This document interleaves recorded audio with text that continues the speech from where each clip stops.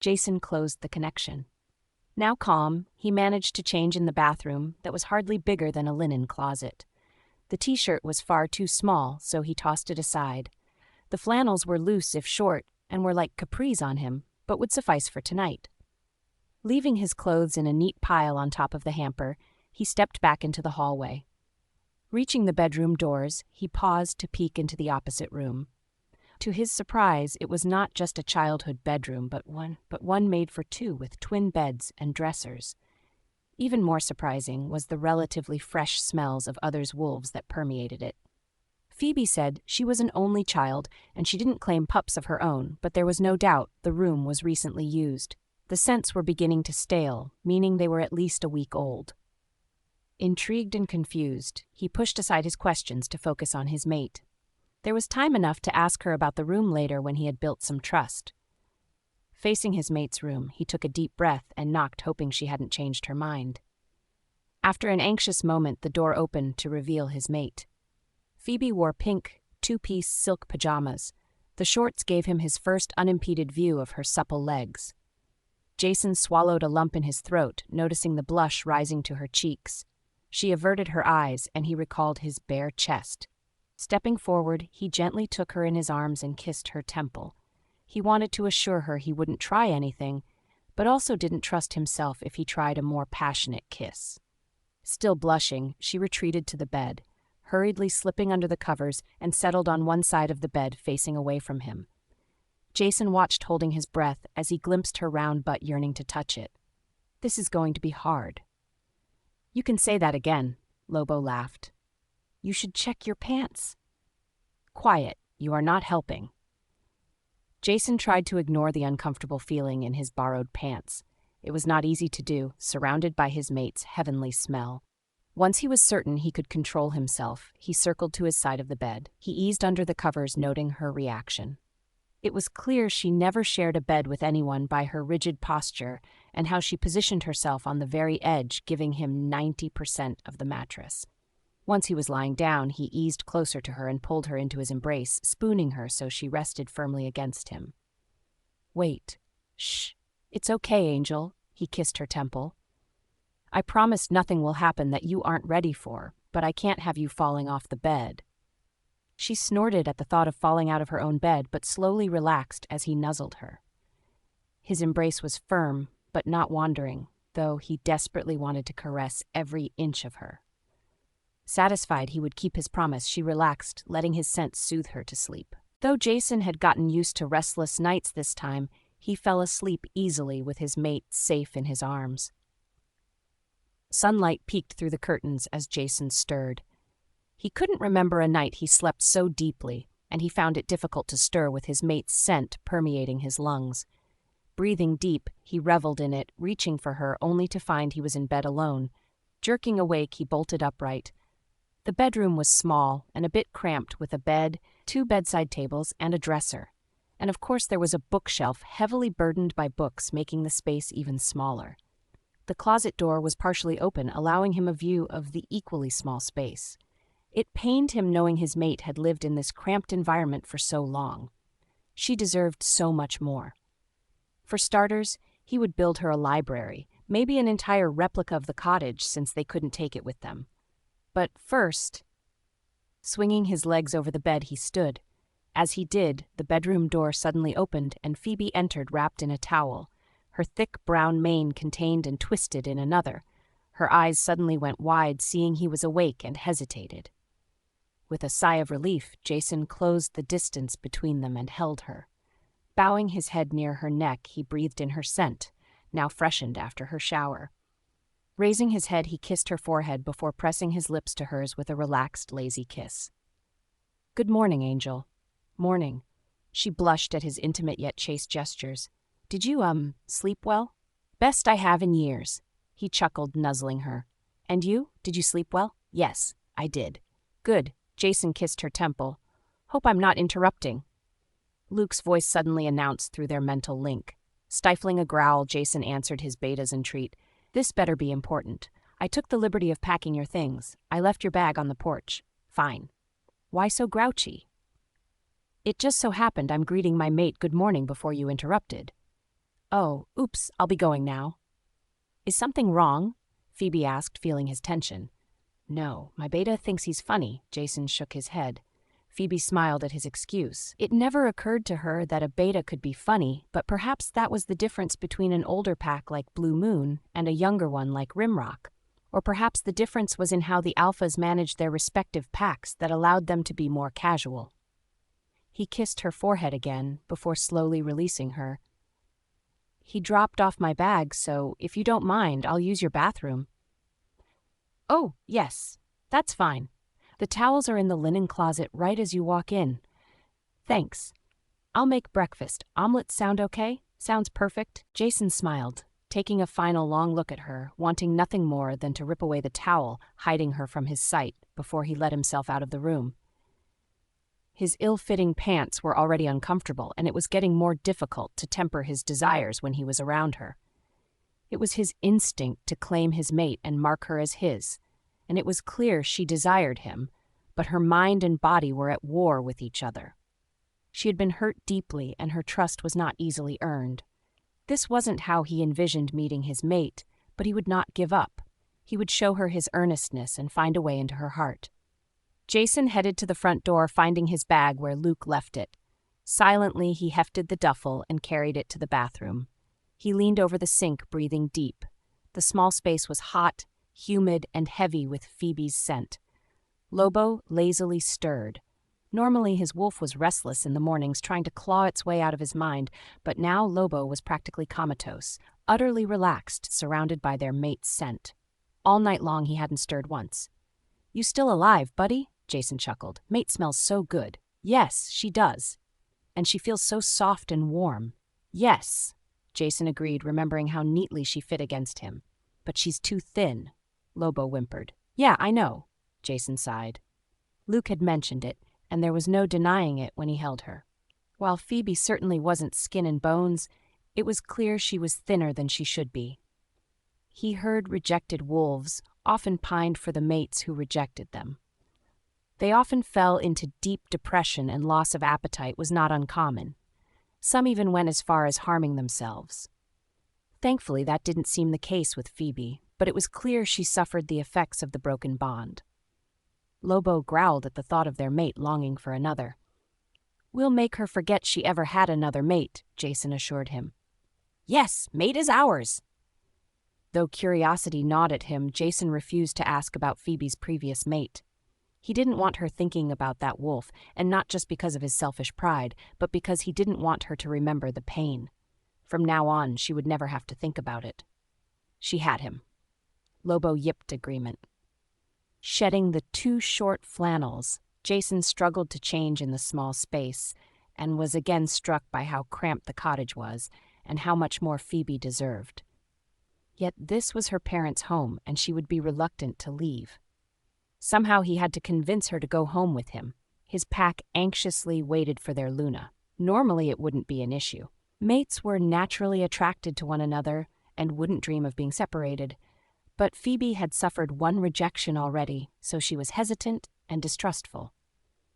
He had to prove to her he was different from her first mate and that it was safe to trust him. But how? Phoebe tried to marshal her thoughts as she made omelets over the griddle. Her mind was muddled. Though Jason had only been in her home for a short time, his scent and aura was already permeating every corner of the cottage, especially in the bedroom. It made it difficult for her to think straight, even in the shower. The entire time Mani whined, they were washing away their mate's scent. Her wolf didn't calm down until they returned to the bedroom, and Jason embraced her, rubbing his scent back on her. Phoebe hated to admit it. His presence and scent were soothing, but it was making it hard to think. Jason was an alpha, and not just any alpha. Blue Moon was one of the oldest packs in the world. In fact, it was one of the 6 ancient packs first originating in Europe. Wanting to expand territories, 3 of those packs joined the Vikings to immigrate to the Americas, where they established themselves hundreds of years before other Europeans set foot on the continent. With such a long history, it was no wonder the pack held so much sway that even the royal pack often differed to them. And she was supposed to be his Luna? Phoebe wasn't sure what the moon goddess was thinking. She had been surprised enough being mated to Graham and the prospect of being Rimrock's Luna, but the thought of stepping into that position with the Blue Moon Pack was daunting and terrifying. She couldn't do it. "We'll be fine," Mani said. "You'll see." Phoebe frowned. Her wolf made it sound so easy. "What are you thinking about, Angel?" Jason asked as he came up behind her. His arms wrapped around her waist, and he nuzzled her neck, breathing deep. Phoebe's heart raced at his touch, and she struggled to keep herself from moaning. Desires she assumed dormant were stirring. She wanted him to stay, to sweep her off her feet and take her back to bed, though that might have been her wolf talking too. "You smell fabulous in the morning," Jason said, growling against her skin. After one night, she would already feel the possessiveness in his aura expanding around them. She could almost sense his wolf prowling around the perimeter, warning away intruders. The very thought made her own wolf roll on its back, belly up, wagging her tail. Before she even realized what she was doing, Phoebe leaned against him, offering her neck. Jason's embrace tightened as his teeth grazed her marking spot. His scent took on a sweeter smell, like roasted marshmallows that made her mouth water. "Oh, Angel." Jason struggled to gain control of himself. He could feel her succumbing to his aura and longing. If he swept her into his arms and carried her back to bed, she probably wouldn't protest, but she would regret it later. Her mind and body were at war with each other, fighting for control. He wanted her willing, which meant her mind and body had to be in agreement. "Is this breakfast?" he said, finally dampening his aura. Yes, it's almost done." Phoebe struggled to regain her composure. "See, could you grab the juice from the fridge? Apple or orange, whichever you prefer." "My pleasure." Jason kissed her temple before releasing her. Opening the refrigerator, he grabbed the carton of orange juice before moving to the table. He paused before filling their glasses, smiling to see she had set the table with the place settings beside one another rather than across. It was already progress. Breakfast with his mate sounded no less appealing than dinner. Lobo was already strutting through his mind. Phoebe plated the omelets and brought them to the table along with fresh toast and jam. Jason held her chair for her and helped her to sit before taking his own seat. His omelet was as large as the plate, and hers was nearly as big, which he was happy to note given how thin his mate was. He hoped his presence was helping her get back the appetite she lost after her rejection. Pleasing aromas of egg, cheese, bacon, hash browns, peppers, and mushrooms seeped from his meal, letting him know she packed their omelets with a farmer's market. His mouth watered. Reaching over, he grasped her hand and kissed it, saying, "I love eating anything you make, but you know I don't expect this, right?" Phoebe blushed. "I like to cook. It's relaxing." Jason kissed her hand again. "As long as it makes you happy, Angel, I'll never say no." Phoebe's blush deepened, and he released her hand before he pushed her too far. He didn't want to ruin the progress they made by rushing her. Turning his attention to the meal in front of him, Jason cut into the omelet and took his first bite. Jason softly moaned in ecstasy of the medley of flavors invading his mouth. He knew nothing of cooking, so he didn't attempt to name the herbs she used. But it was heaven. "Is it really that good?" Phoebe asked, watching his reaction, trying not to laugh. "Phoebe," Jason hesitated, then took her hand and kissed it. "It tastes almost as good as you." She blushed crimson.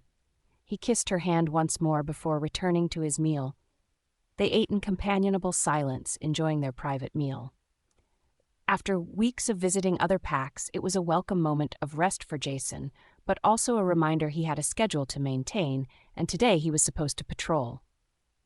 The thought of spending even 1 minute away from his mate was intolerable, but her safety was his top priority, which meant a patrol of the pack's land was a must. Lobo prowled restlessly, torn between guarding his mate and securing the territory. "So do you have plans today?"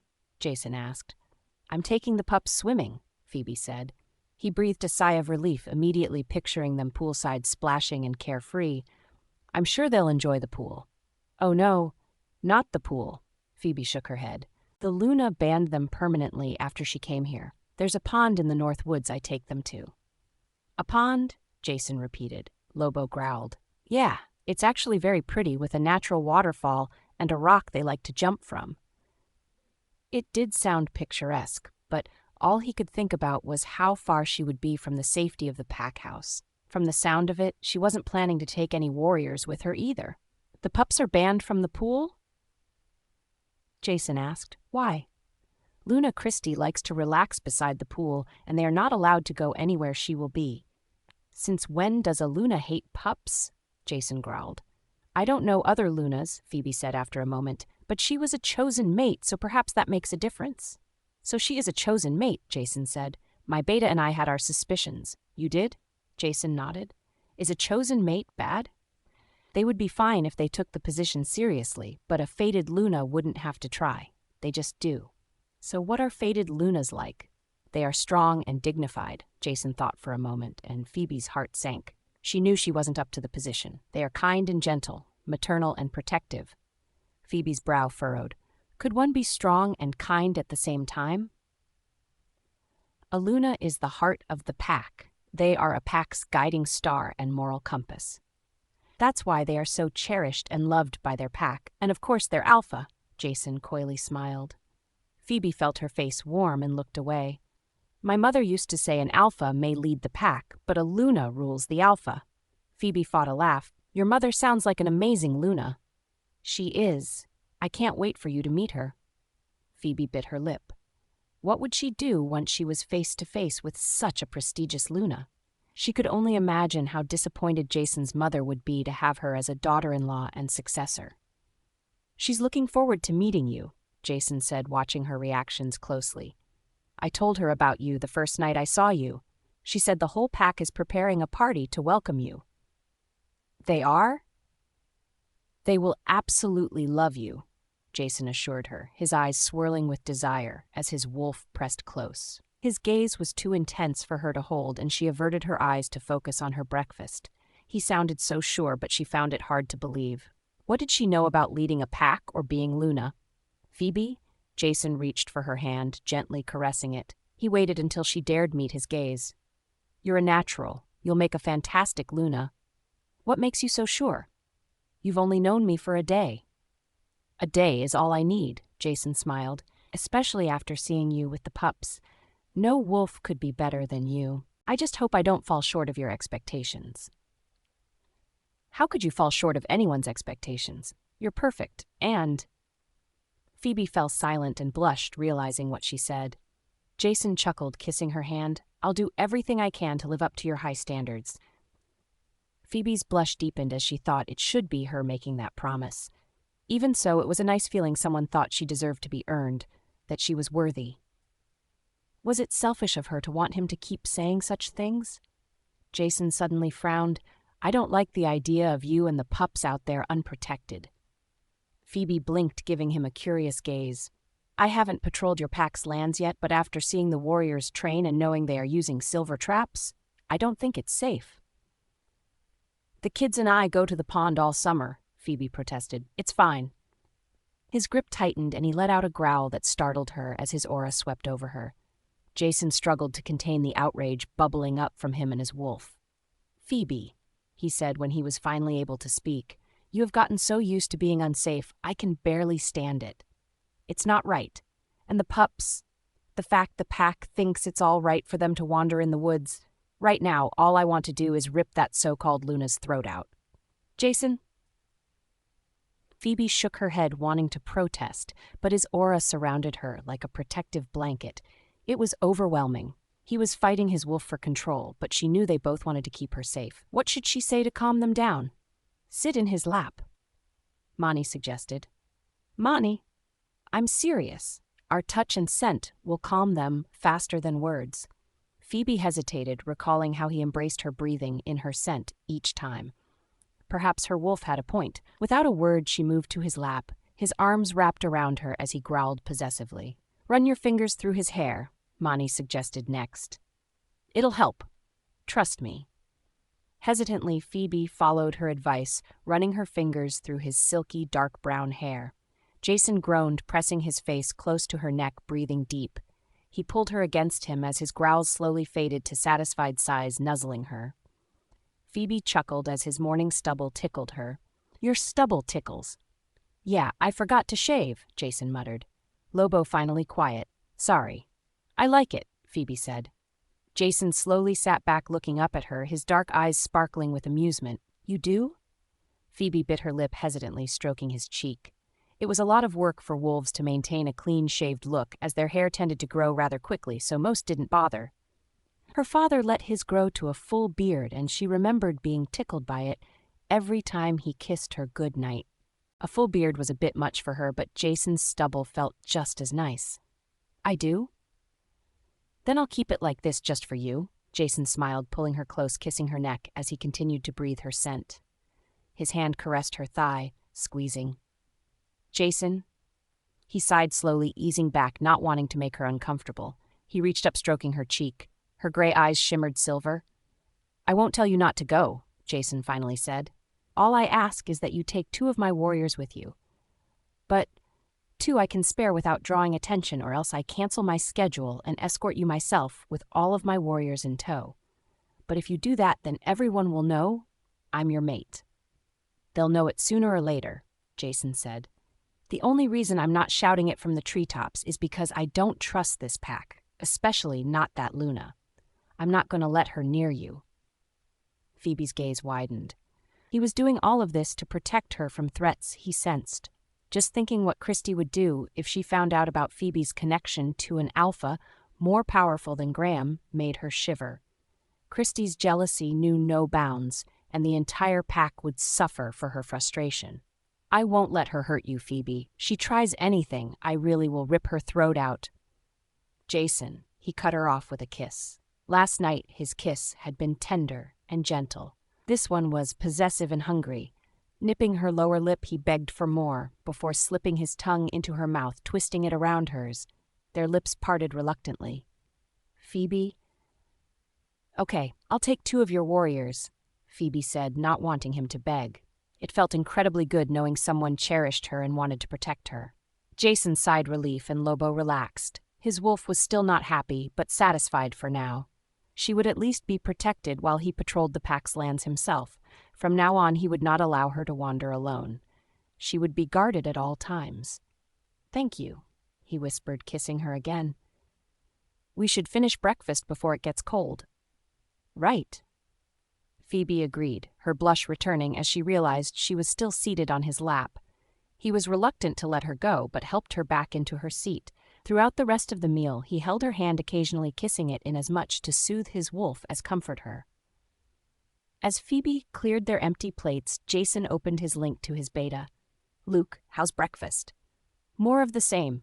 The cooks around here definitely lack imagination. How about yours? Or should I even bother asking? Omelets with bacon, hash browns, peppers, mushrooms, and cheese. Stop already. There is such a thing as cruel and unusual, but I don't think you want to talk about food. I'm pulling Cam and Noah from the patrols today. Okay. Phoebe is taking the pups swimming at some local pond. They will be her guards. Ah! That makes sense. But why a pond when they have a perfectly serviceable pool? The Luna banned the kids from the pool. I'm getting real tired of calling her Luna when she doesn't act like one. Agreed. And Phoebe confirmed she is a chosen mate, not the alpha's fated. So it's as we suspected. I just spotted Cam and Noah now. I'll let them know to report to you after they are done eating. Jason closed the link and returned to Phoebe, who was busy washing dishes. He slipped his arms around her waist as he kissed her neck. Jason? I can't help myself, Angel, and it will keep my wolf quiet. Phoebe chuckled, leaning into him and tilting her head to offer him better access. Jason growled in appreciation. Lobo remained close to the surface, reveling in their mate's nearness as well as her receptiveness to their advances. If I had it my way, we would spend all day in bed, Jason huskily whispered.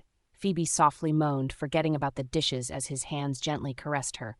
Money swooned in the back of her mind, sending the occasional lewd suggestion and stirring her dormant desires. It felt so good to be touched. You smell so good, Angel. Jason? Alpha, we're here.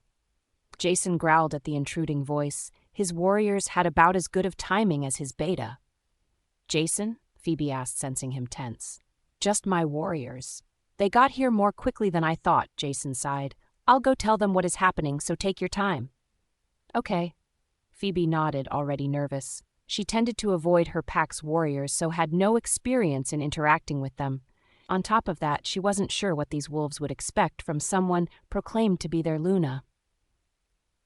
"They'll love you," Jason whispered, kissing her temple, before heading to the front door. As Jason stepped out onto the porch, Cam and Noah cautiously entered the garden. Noah seemed confused by the situation, though Cam had a knowing smile on his face. It was clear Jason hadn't spent the night outside, which meant he at least earned a place inside. Probably the bed. Alpha, they both greeted with a respectful nod, baring their necks to appease the sudden wave of his territorial aura. "Have you been told what is expected of you?" Jason asked. "Beta said to report to you," Noah answered with a shrug. "I'm pulling you two off the patrols today," Jason announced. Cam expected as much, but Noah was taken aback by the news. He opened his mouth to protest, but Jason signed for quiet. "Instead, you two will be guarding your Luna." Cam nodded. Noah's next question spilled out of him. "Alpha, when you say our Luna, does that mean?" "Yes," Jason answered with a smile he couldn't control. Before he said anything else, Phoebe stepped out of the cottage with a duffel bag on one shoulder. Though the pups usually brought their own towels, she always brought extras. Sensing the tension between the three males, she looked up and gave the warriors a nervous smile. "Luna," Cam smiled and bowed. Since he had been debriefed previously, none of this surprised him. Noah was slower to respond, his eyes wide as he studied the petite she-wolf. Jason growled, reminding him of his propriety. Noah quickly averted his eyes and followed Cam's example. "Phoebe," Jason pulled her into his arms, standing forehead to forehead with her. "Please be careful." "I think you worry too much," Phoebe smiled, stroking his cheek. "I can never worry too much when it comes to you," Jason kissed her palm before capturing her lips. "You are my everything, Phoebe." Her cheeks turned pink at his confession. No one had ever said such things to her before. It both pained him but also made him grateful to be the first who noticed her. "Cam, Noah, I don't have to tell you what I'm asking of you, do I?" Jason asked, his gaze sliding to the waiting warriors. "No, Alpha," Cam assured him. "We'll guard Luna with our lives." "Good." Jason tried to breathe easier as Phoebe stepped off the porch. "Phoebe?" She paused, looking up at him with a curious rise of her eyebrow. He hesitated. Despite his worry, she seemed wholly carefree and happy. He didn't want her to be afraid just because he was anxious. Her eyes shimmered silver, and she chuckled. "I'll be fine, Jason. Promise." Jason smiled, despite his lingering doubts. Swallowing a lump in his throat, Jason managed a nod as she turned away and continued to the gate. Cam and Noah nodded to their Alpha before following. Whether their Luna realized it or not, she already had Jason wrapped around her fingers. The thought of their stern, businesslike Alpha brought to heel by such a petite and unassuming Luna made both warriors fight smiles of amusement. "Luna, let me carry that for you," Noah suddenly said as they made their way toward the pack house. "Carry?" Phoebe paused, unsure what he referred to. Noah nodded to the duffel bag and held out a hand. Phoebe hesitated. It wasn't that heavy, and she had carried it plenty of times before. Yet the warrior seemed earnest, so she handed the bag over. With a smile, Noah slung it over his shoulder, and they continued on. Nearing the pack house, Phoebe slowed, saying, "Could you two hang back a moment? I don't want to scare the pups." Sharing a look, the pair nodded and slowed their pace, allowing her to approach the pack house on her own. Phoebe avoided the front, making her way to the back door that came off the kitchen. There she found the pups already waiting with bathing suits under their clothes and towels over their shoulders. The pups let out a cheer as they quickly surrounded her, eager to be off. Because of the distance, they didn't get to swim often. Phoebe chuckled at their exuberance, taking the 2-year-old from its mother. "I'm glad you're taking them today," the mother she-wolf said as she handed off her young pup. "Oh?" "Luna is a ripe mood. She's annoyed the visiting Alpha isn't paying her any attention," the she-wolf explained, "and Alpha has been drinking heavier than usual." Phoebe frowned. It wasn't unusual for Luna Christie's mood to fluctuate suddenly and without warning, especially if she was frustrated. But the thought she was trying to catch Jason's eye made Phoebe uncomfortable. "That pooch better stay away from our mate," Mani growled, stirring deep within her mind. "Mani?" Her wolf offered no apology. Phoebe's thoughts turned to their Alpha as she herded the pups away from the pack house. He'd always had a drinking problem, but he usually managed to keep it under control, at least when there were visitors. But as of late, it seemed he was getting worse. "It's because he's at odds with his wolf," Mani explained as if it should be obvious. "This is what happens when you reject your fated mate." "Is it? It would have been different if he marked and mated his chosen Luna before rejecting us." Mani took a rare moment to explain. "His wolf didn't want to reject us, so it put them at odds with each other." Phoebe pondered her wolf's explanation. It wasn't often Mani offered information for things she deemed obvious, especially when it came to mate bonds. It seemed meeting their second-chance mate opened her wolf up. She had a lot of questions, but for now she had to focus on the pups. Miss Phoebe?" "Yes, Kyle?" Phoebe looked at the oldest of the pups at 13. "There are 2 wolves following us." Phoebe gave him a questioning look before glancing over her shoulder at Cam and Noah. She had forgotten about her guards. Knowing how curious pups were, she assumed it wouldn't take them long to notice the pair, so she had come up with an excuse she hoped they wouldn't mind. "Those are Cam and Noah. They are 2 of Alpha Jason's warriors." The pups' eyes widened as they listened, glancing shyly at their escorts. "Alpha Jason is joining patrols today, and since we're going north, these 2 are going to patrol the northern border. So we're showing them the way?" "That's right." The pups nodded at that, and Phoebe was relieved they accepted her excuse. Jason's caution made her wary of rumors starting. Now accepting of the warriors, the pups happily pointed out traps along the trail and cautioned them to avoid certain areas. Like the others, Noah had been briefed about the traps prior to patrols, but he found it disturbing how common they were, not to mention how readily the pups accepted them, as if they were as natural trees. Little over 3 miles into the woods, they reached the secluded swimming hole. As promised, it was a picturesque pond with a rocky outcropping reaching over it, creating a small waterfall and a perfect launching point for cannonball contests. As soon as the pups reached the edge of the trees and spotted their goal, they let out excited whoops. Racing ahead, the boys quickly shed their clothes and left them in haphazard piles with their towels and shoes before leaping into the cool, clear water. The girls followed a step behind, leaving their clothes in more organized piles, and entered the water with slightly more caution. Cam and Noah chuckled at the pups' carefree exuberance as the boys climbed the rocks before leaping off and cannonballing into the pool below. It had been a while, but the warriors remembered their own carefree younger days. The girls squealed as a splash battle ensued. "I suppose it's always like this, Luna?" Noah asked. When she didn't answer, he turned away from the pond to see her with the 2-year-old now in a waterproof diaper, while she herself wore only a bikini. Phoebe cooed to the excited pup as she stepped toward the pond, noticing the warrior's shocked expressions. "Something the matter?" "No." Noah flushed as he hurriedly looked away. Shooting them a curious glance, she stepped into the water. She walked in as far as her waist before pausing and bouncing the 2-year-old in the water as he giggled and splashed. Phoebe laughed lightly. "Damn, Alpha sure is lucky." Noah sent Cam a glance. "Why am I lucky?" Jason's voice suddenly intruded. Noah paled, realizing he hadn't limited his mental connection to just Cam. Beside him, Cam palmed his forehead at his partner's carelessness. They were out in the woods with their Luna. Of course, their Alpha would be monitoring their connection in case of trouble. "Noah, what's going on?" Jason demanded when he didn't answer. "Ah, nothing, Alpha. We just arrived at the pond and the pups are having a good time." "Good. How's Phoebe?" Noah hesitated. "She's good. Luna is enjoying the water, too." Cam smacked his shoulder with a grimace. He shook his head, but his warning was already too late. "What do you mean she's enjoying the water?" Noah hesitated, realizing his mistake. "Noah." "Well, Luna is swimming in a bikini." Cam groaned, mentally paying his respects to his partner's grave. "She's what?" "Jace, what's wrong?" Luke hissed as Jason hesitated on the trail. Luke waited for their escorts to move ahead before shaking Jason's shoulder. "Are you okay?" Jason tried to keep Lobo from taking over. Unable to speak, Jason mind-linked his beta.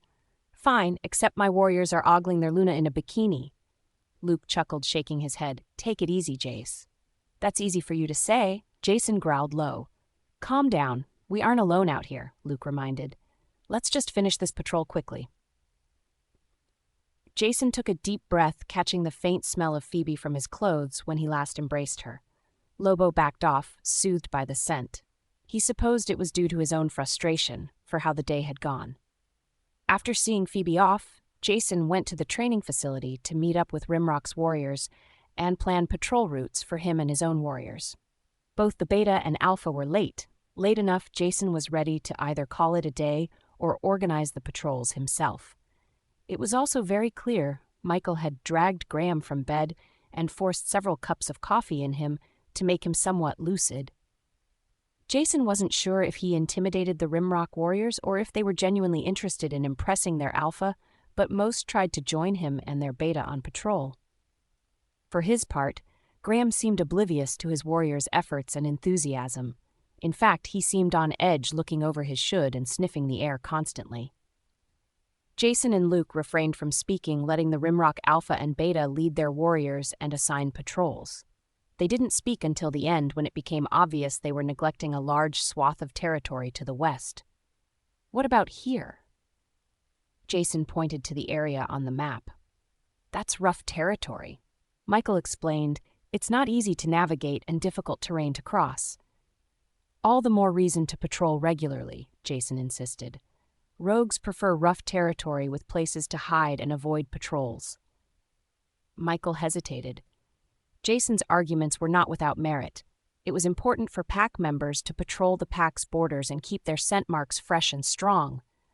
Scent markings could ward off rogue intrusion, especially if they were fresh. Pack territory was also how a pack maintained and grew their notoriety and prestige.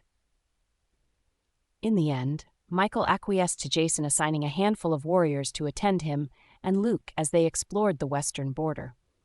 Jason didn't mind the rough terrain, and Phoebe had already warned them about the traps. It seemed they were better prepared to traverse the terrain than Rimrock's warriors, who struggled to keep from stepping in their own traps. It was truly a minefield. In the midst of this, Jason wondered how it was Phoebe knew trap locations with such accuracy. Then Noah's thoughts slipped through. The idea Phoebe and the children were enjoying themselves at the pond didn't bother him, and the image of Phoebe in a bikini was tantalizing. But not in front of his own warriors. Not while he was dealing with such frustrations. "Take it easy, Jace," Luke repeated. "Look, we'll follow the border north and gradually work our way toward her." "How about that?" Jason sighed, and Lobo perked up. It was enough to relax him. As wary as he was of Rimrock's Alpha, the thought of his Luna in his arms again was not an image he could fight. As inattentive as their escorts were, it wouldn't do that difficult to send them home. "Alpha rogues!" "Miss Phoebe, can I take Jack?" One of the older girls swam up to her. Phoebe handed off the 2-year-old with a smile. The older girl often helped wrangle the younger pups, so she felt confident in letting her handle the toddler. Watching the pups, Phoebe smiled, letting herself relax. It had been a rather unusual week. "Phoebe, rogues," Monty suddenly spoke up. "Where?" "They just crossed our northern border." Phoebe waded back to shore, grabbing her towel and hurriedly drying before pulling on her jeans. She didn't want to appear panicked as she looked at the warriors. "Rogue Luna?" Cam immediately jerked to attention. "They just crossed our border. You should raise alarm with your warriors," Phoebe said, pulling on her shirt. "Pups, let's go!" "But we just got here," the pups protested. "Rogues, now!" The pups immediately rushed back in without further protest. The lack of panic surprised Cam and Noah as the kids reached the shore, wiped off most of the water before pulling on their clothes, leaving their shoes. "Kyle, run to the pack house and raise alarm. Go!" Phoebe ordered, taking back Jack. The oldest and fastest of the pups immediately sprinted off into the woods. Though Phoebe sent warning through the pack's link, she knew from experience many would ignore it, as it didn't come from a high-ranking wolf. "How far is the border?" Cam asked as Phoebe swaddled Jack in his towel. "Roughly 5 miles, Phoebe said. Cam grimaced. For a wolf, 5 miles was nothing, but for the pups, even half that distance could take a while. Even as Noah alerted their warriors, the pups broke into pairs with older ones guiding the younger ones as they disappeared into the woods. "Where are they going?" Cam asked, wary of leaving the trail. "Cutting through the forest cuts almost half the distance," Phoebe explained. "But the traps?" They know where they're located, so they can avoid them. Cam stared at her, slowly comprehending her words. This was not the first time the pups evacuated the pond. Quite probably Phoebe practiced this drill with them several times. It explained why neither she nor the pups were panicked, despite the threat heading their way. "You two? We'll stay with you, Luna," Cam said. "Alpha will skin us alive if we let rogues harm you or the pups." Phoebe nodded as she clutched the 2-year-old to her chest and took off into the woods with the dedicated warriors close behind her. As she ran, she called out, warning for traps in their path. "Stay away from that tree. Avoid that log." Behind her, Cam and Noah struggled to keep pace. Despite remaining in human form, she was fast and agile, flitting through the woods like a fairy and avoiding the deadly traps with ease. "Cam? Noah, where are you?" "Heading south, Alpha," Cam answered. "We're taking a shortcut through the woods, but there are a lot of traps." "Phoebe, she's fine. Luna is leading the way. I can't believe she knows where all these traps are. Stay with her. We're headed your way. Keep the link open." Jason's desperation filtered into the link. It had taken their Alpha so long to find his Luna, they understood his anxiety at the mere thought of losing her. But they wouldn't let that happen. Their pack needed its Luna, and they would make sure she made it home. Behind them, they heard the rogues' hunting howls as they reached the pond and found their discarded belongings. But there were no answering howls from the Rimrock's warriors. Where were they? Shouldn't they have felt the intrusion of the border as well? Unless their Alpha and Beta were concerned, Rimrock was not maintaining its borders. If the border markings were weak, then rogues could infiltrate without the pack knowing, unless they were as close to the breach like Phoebe. No wonder she sent a pup on ahead to raise the alarm. The howls grew louder, and they realized any aid would come too late. Sharing a look, the warriors suddenly came to a halt, turning back the way they came. Phoebe paused, with her escort giving them a curious glance. "Keep going, Luna," Cam said. "Take care of the pups. We'll take care of the rogues. But you don't know how many there are. It doesn't matter. It's a warrior's duty and honor to lay down their lives for their pack and Luna." Phoebe hesitated. "Go, Luna," Noah said, shooting her a nod. "Now." Phoebe bit her lip before turning and running with Jack still clutched to her chest. Noah gave his partner a look as they faced the approaching howls. Each of them was more than a match for 2 or 3 rogues, but if they were surrounded, they could still be overwhelmed. What was important was to buy their Luna as much time as possible to get to safety. "Cam, Noah, we're still 6 miles out." Cam grimaced. "The rogues are only 2, Alpha. Reinforcements are on their way." "It's all right, Alpha. Just focus on Luna. She's gone on ahead. We'll hold them here." "Cam, he's right, Alpha," Noah seconded. "It's our honor to lay our lives down to protect our Luna." They abruptly closed their link to focus on the task at hand. 6 miles was nothing for their Alpha to cover, even in human form. Their Luna would be safe, they just needed to buy her a few minutes. The pair pulled off their shirts, tossing them aside. They stood in a small clearing, giving them some space and ground clear of traps. It was as good of a spot as any. Without a word, they shifted, their wolves shredding the last of their clothes as they stood side by side. Ravenous and foaming at the mouth, the first of the rogues broke cover, before coming to a sudden stop at the sight of a pair of mottled gray wolves. The trained warriors were almost twice the size of the mangy rogues, with a clear advantage in strength as well as size. But the rogues' desperation wouldn't make it an easy fight, even for 2 veterans. "Might as well get this started," Noah growled, leaping on the attack. Phoebe darted through the woods, pausing when she heard the rogues' howls change, and she knew they had found the warriors. She bit her lip. If only she could have given them more information. Mani's connection to the territory was stronger than most others, and often sensed intrusions before even their elite warriors. Not only that, but she could usually estimate the size of the opposing force with relative accuracy. But the pack's borders had deteriorated, making it difficult for even Mani to sense the encroaching danger. "They'll be fine," Mani said. "They are trained fighters. They aren't immortal." "Maybe we should have stayed to help. You're a good fighter." "And what were we going to do with the pup? Fight with it in our teeth?" Phoebe grimaced, holding Jack close. She could have given him to one of the older girls, but carrying the extra burden would have slowed them considerably. In all their drills, it worked best for Phoebe to carry the pup. Do you know how many of them there are? More than 5? Maybe 10? Ah! Phoebe stumbled to a stop at the pained cry.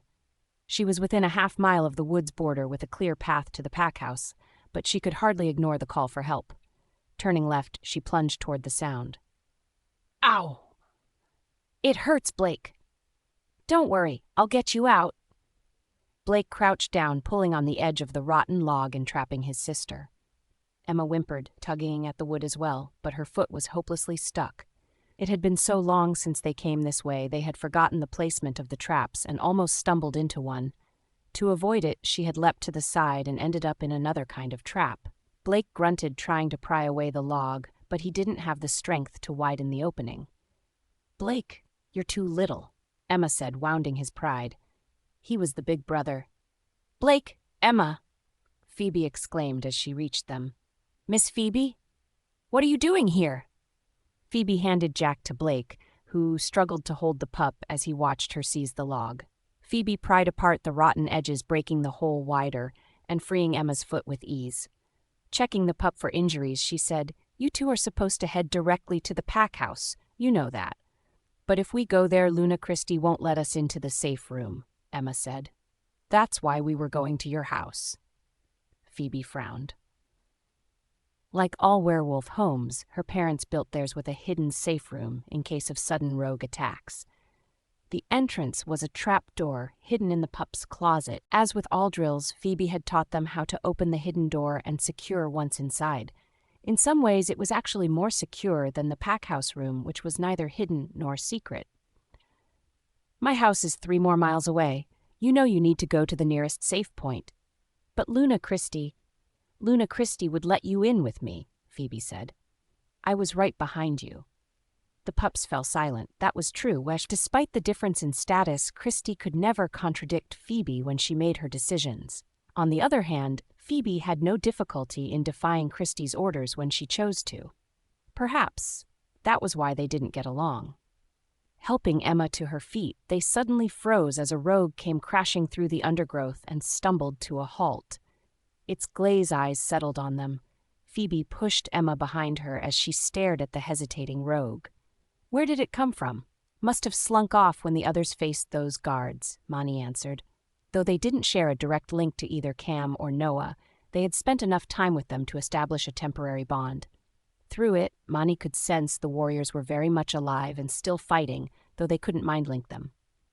Blake, take Jack and Emma and run to the pack house now. But Miss Phoebe... Now, Blake! Run! Awkwardly clutching the 2-year-old, Blake grabbed his sister's hand and pulled her into the woods in the direction of the pack house. The rogue growled its gaze, following the retreating bodies. Hey! Don't look at them! Look at me! Phoebe demanded, raising her hands to catch the rogue's attention again. The rogue's gaze snapped back to her. Good. Now what? Mani could handle the rogue, but it was not without danger. And how would she explain what happened when she was supposed to be wolfless? Stay and fight, or run. We can't let this one near the kids. West, Mani suggested. I sense our mate there. Phoebe shivered at the thought of the mate they only met yesterday. After one meal, she felt so at ease with him, so much so she agreed to let him spend the night. All night long he held her, and for once she felt perfectly safe. She couldn't recall a night she slept half so well. Even now his scent lingered on her clothes. The rogue in front of her snarled, readying for the attack. Phoebe's eyes shimmered silver as she waited. Not until the wolf sprung forward did she bolt to her left, running west. No longer burdened with the 2-year-old, Phoebe was much faster as she weaved through the trees. Her sharpened gaze picked out the gleam of traps with ease. She had run these woods many times and knew where they were located. A thought occurred to her, and she started cutting closer to the traps, skirting them by inches, hoping to catch her pursuer off guard. Yet the rogue kept pace, its feet narrowly avoiding the traps it couldn't see in its eagerness to catch its prey. Cutting around a tree, Phoebe was finally rewarded with the sound she wanted, a sharp metal snap followed by a piercing yelp. Phoebe skidded to a stop, catching her breath as she turned. There the rogue lay on its side, stunned for a moment, before it struggled to its feet. The chain clanked noisily as it pulled at the trap firmly clamped on its leg. It whimpered as the silver burned and festered in its wounds, slowly leaching into its bloodstream. So in pain it seemingly forgot all about Phoebe as it struggled. Phoebe winced as it bit at its leg and twisted, trying to shake it free. It growled and whimpered as it struggled, its glazed eyes finally settling on her. Phoebe stepped back as it snarled, baring rotting teeth. The silver would eventually kill it, but it would be a painful death and would take hours unless it managed to bite off its leg. It would probably still die. The thought of anything suffering so much pain was intolerable, and she couldn't simply leave. Even if it was a rogue, it deserved the dignity of a quick death. "Easy," Phoebe said, slowly approaching. The rogue quieted, watching her approach. Pain seemed to make it blind, or perhaps that was its madness. Wolves that went rogue eventually lost their mental faculties. Since they spent most of their time in the wild, they remained in their wolf forms for extended periods. Gradually, they forgot how to shift back. Their ability to link and communicate faded, and eventually, they forgot they were ever human. How quickly this process happened depended on the rogue and whether or not they spent time in human cities or joined a group which would help them maintain their mental awareness. There was also a possibility of joining a new pack depending on the circumstances that forced them out in the first place. If enough joined together and staked out an independent territory, they could even form a completely new pack, though that was rare. By the look of the one in front of her, Phoebe knew this rogue was too far gone to be saved, even if they treated its wounds. "I'll make it quick, promise." The rogue continued to watch her, wary and uncertain. When Phoebe was within a few feet, it suddenly lunged, gnashing its teeth and aiming for her throat. With a shout of surprise, Phoebe stumbled back. Snap! Pain coursed through her as another trap's silver teeth sunk deep into her leg. Phoebe fell back with a cry. She could feel Mani surge forward, trying to lessen the pain, even as the rogue readied for another attack. Jason raced through the woods with Luke a pace behind. The moment Noah's warning reached him, he only had one thought: Phoebe. Lobo pressed forward, giving him added speed as he ran. He would have shifted, but the height of his human form was necessary to spot the traps scattered throughout the territory. Barely skirting another, he cursed them with a growl. If not for the traps, he would have been at Phoebe's side already. "Cam, Noah, we're still 6 miles out," Cam grimaced. "The rogues are only 2, Alpha." "Reinforcements are on their way." "It's all right, Alpha. Just focus on Luna. She's gone on ahead. We'll hold them here." "Cam, he's right, Alpha," Noah seconded. "It's our honor to lay our lives down to protect our Luna." The link abruptly closed, but Jason already had their general location. With a growl, he raced on, determined to reach them. Suddenly he came to a halt as a pain pierced his mind. Jason shook his head, but it persisted. "What was that?" "Mate hurt." Lobo howled. "Get to mate? Now!" "Jason?" Not giving his beta an explanation, Jason took off in a new direction, following the tenuous link connecting him to Phoebe. By focusing on it, the connection strengthened, and her pain seeped more and more into his mind. Nothing would stop him from reaching her. Bursting into a small clearing, he took only a moment to register the scene in front of him as a rogue prepared to attach Phoebe's prone form. Without hesitation, he rushed forward, snapping the rogue's neck in a fluid motion before it even knew he was there. Jason didn't spare it another thought as he fell to his knees beside Phoebe. "Phoebe! Angel! Jason?" Phoebe blinked his scent, permeating the pain-induced haze. Mani struggled to keep at bay. Unlike other wolves, Mani seemed to have an innate resistance to silver. Phoebe could never explain. Jason's face filled her vision, and she immediately felt at ease. He really came for her. "Jason?" "Shh! I'm here, Angel. I'm here." Jason kissed her forehead. "Jace," Luke called his attention, kneeling beside the trap, biting into her leg. They shared a look, as Luke grasped the trap's jaws, forcing them apart despite the burning sensation that coursed through his hands. Once the trap was open, Jason carefully pulled Phoebe's leg free, wincing as she whimpered. Luke released the trap, letting it snap shut before kicking it away. Jason gently laid her leg on the ground. Shedding their jackets, they ripped their sleeves to use as bandages, wrapping her wounds as best they could. "Phoebe, Angel, Jason returned to her, pulling her into his arms and holding her to his chest. Angel? Phoebe? Jason. She snuggled into him, breathing deep. The pups. Pups? Alpha, the last of the pups, just made it out of the woods. Chaz, the warrior they left at the pack house in order to coordinate, announced. They're saying something about Luna facing off against a rogue on her own? We're with her now, Chaz, Luke answered. She's alive but hurt. We're going to need a doctor to meet us at the pack hospital. Everyone's gathered in the safe room. I'll bring these pups there and grab the doctor. What about the rogues? Luke turned his attention north, hearing the howls of their own warriors as reinforcements reached Cam and Noah. They've been taken care of. Reinforcements have arrived. I'll sound the all clear. Jason, we need to move, Luke said. Jason clutched Phoebe close. The scent of her blood was driving him crazy, as Lobo pressed forward, eager to exact revenge, but the rogue was already dead and rage would not help Phoebe now. The trap had bit deep, infecting her with silver, and there was no telling if she could survive the poison slowly creeping through her. Jace! Luke shouted to get his attention. Let's get her to the hospital. His beta's words finally registered. Wrapping his jacket around Phoebe, Jason cradled her as he stood. Carrying her bridal style, he followed as Luke took point to spot traps in their path. If Phoebe died, nothing would stop him from killing everyone responsible, starting with Graham. Reaching the forest edge, their pace increased, rushing to the hospital where a worried nurse met them. "Oh my goddess! Phoebe!" she exclaimed the moment she saw them. "This way, hurry!"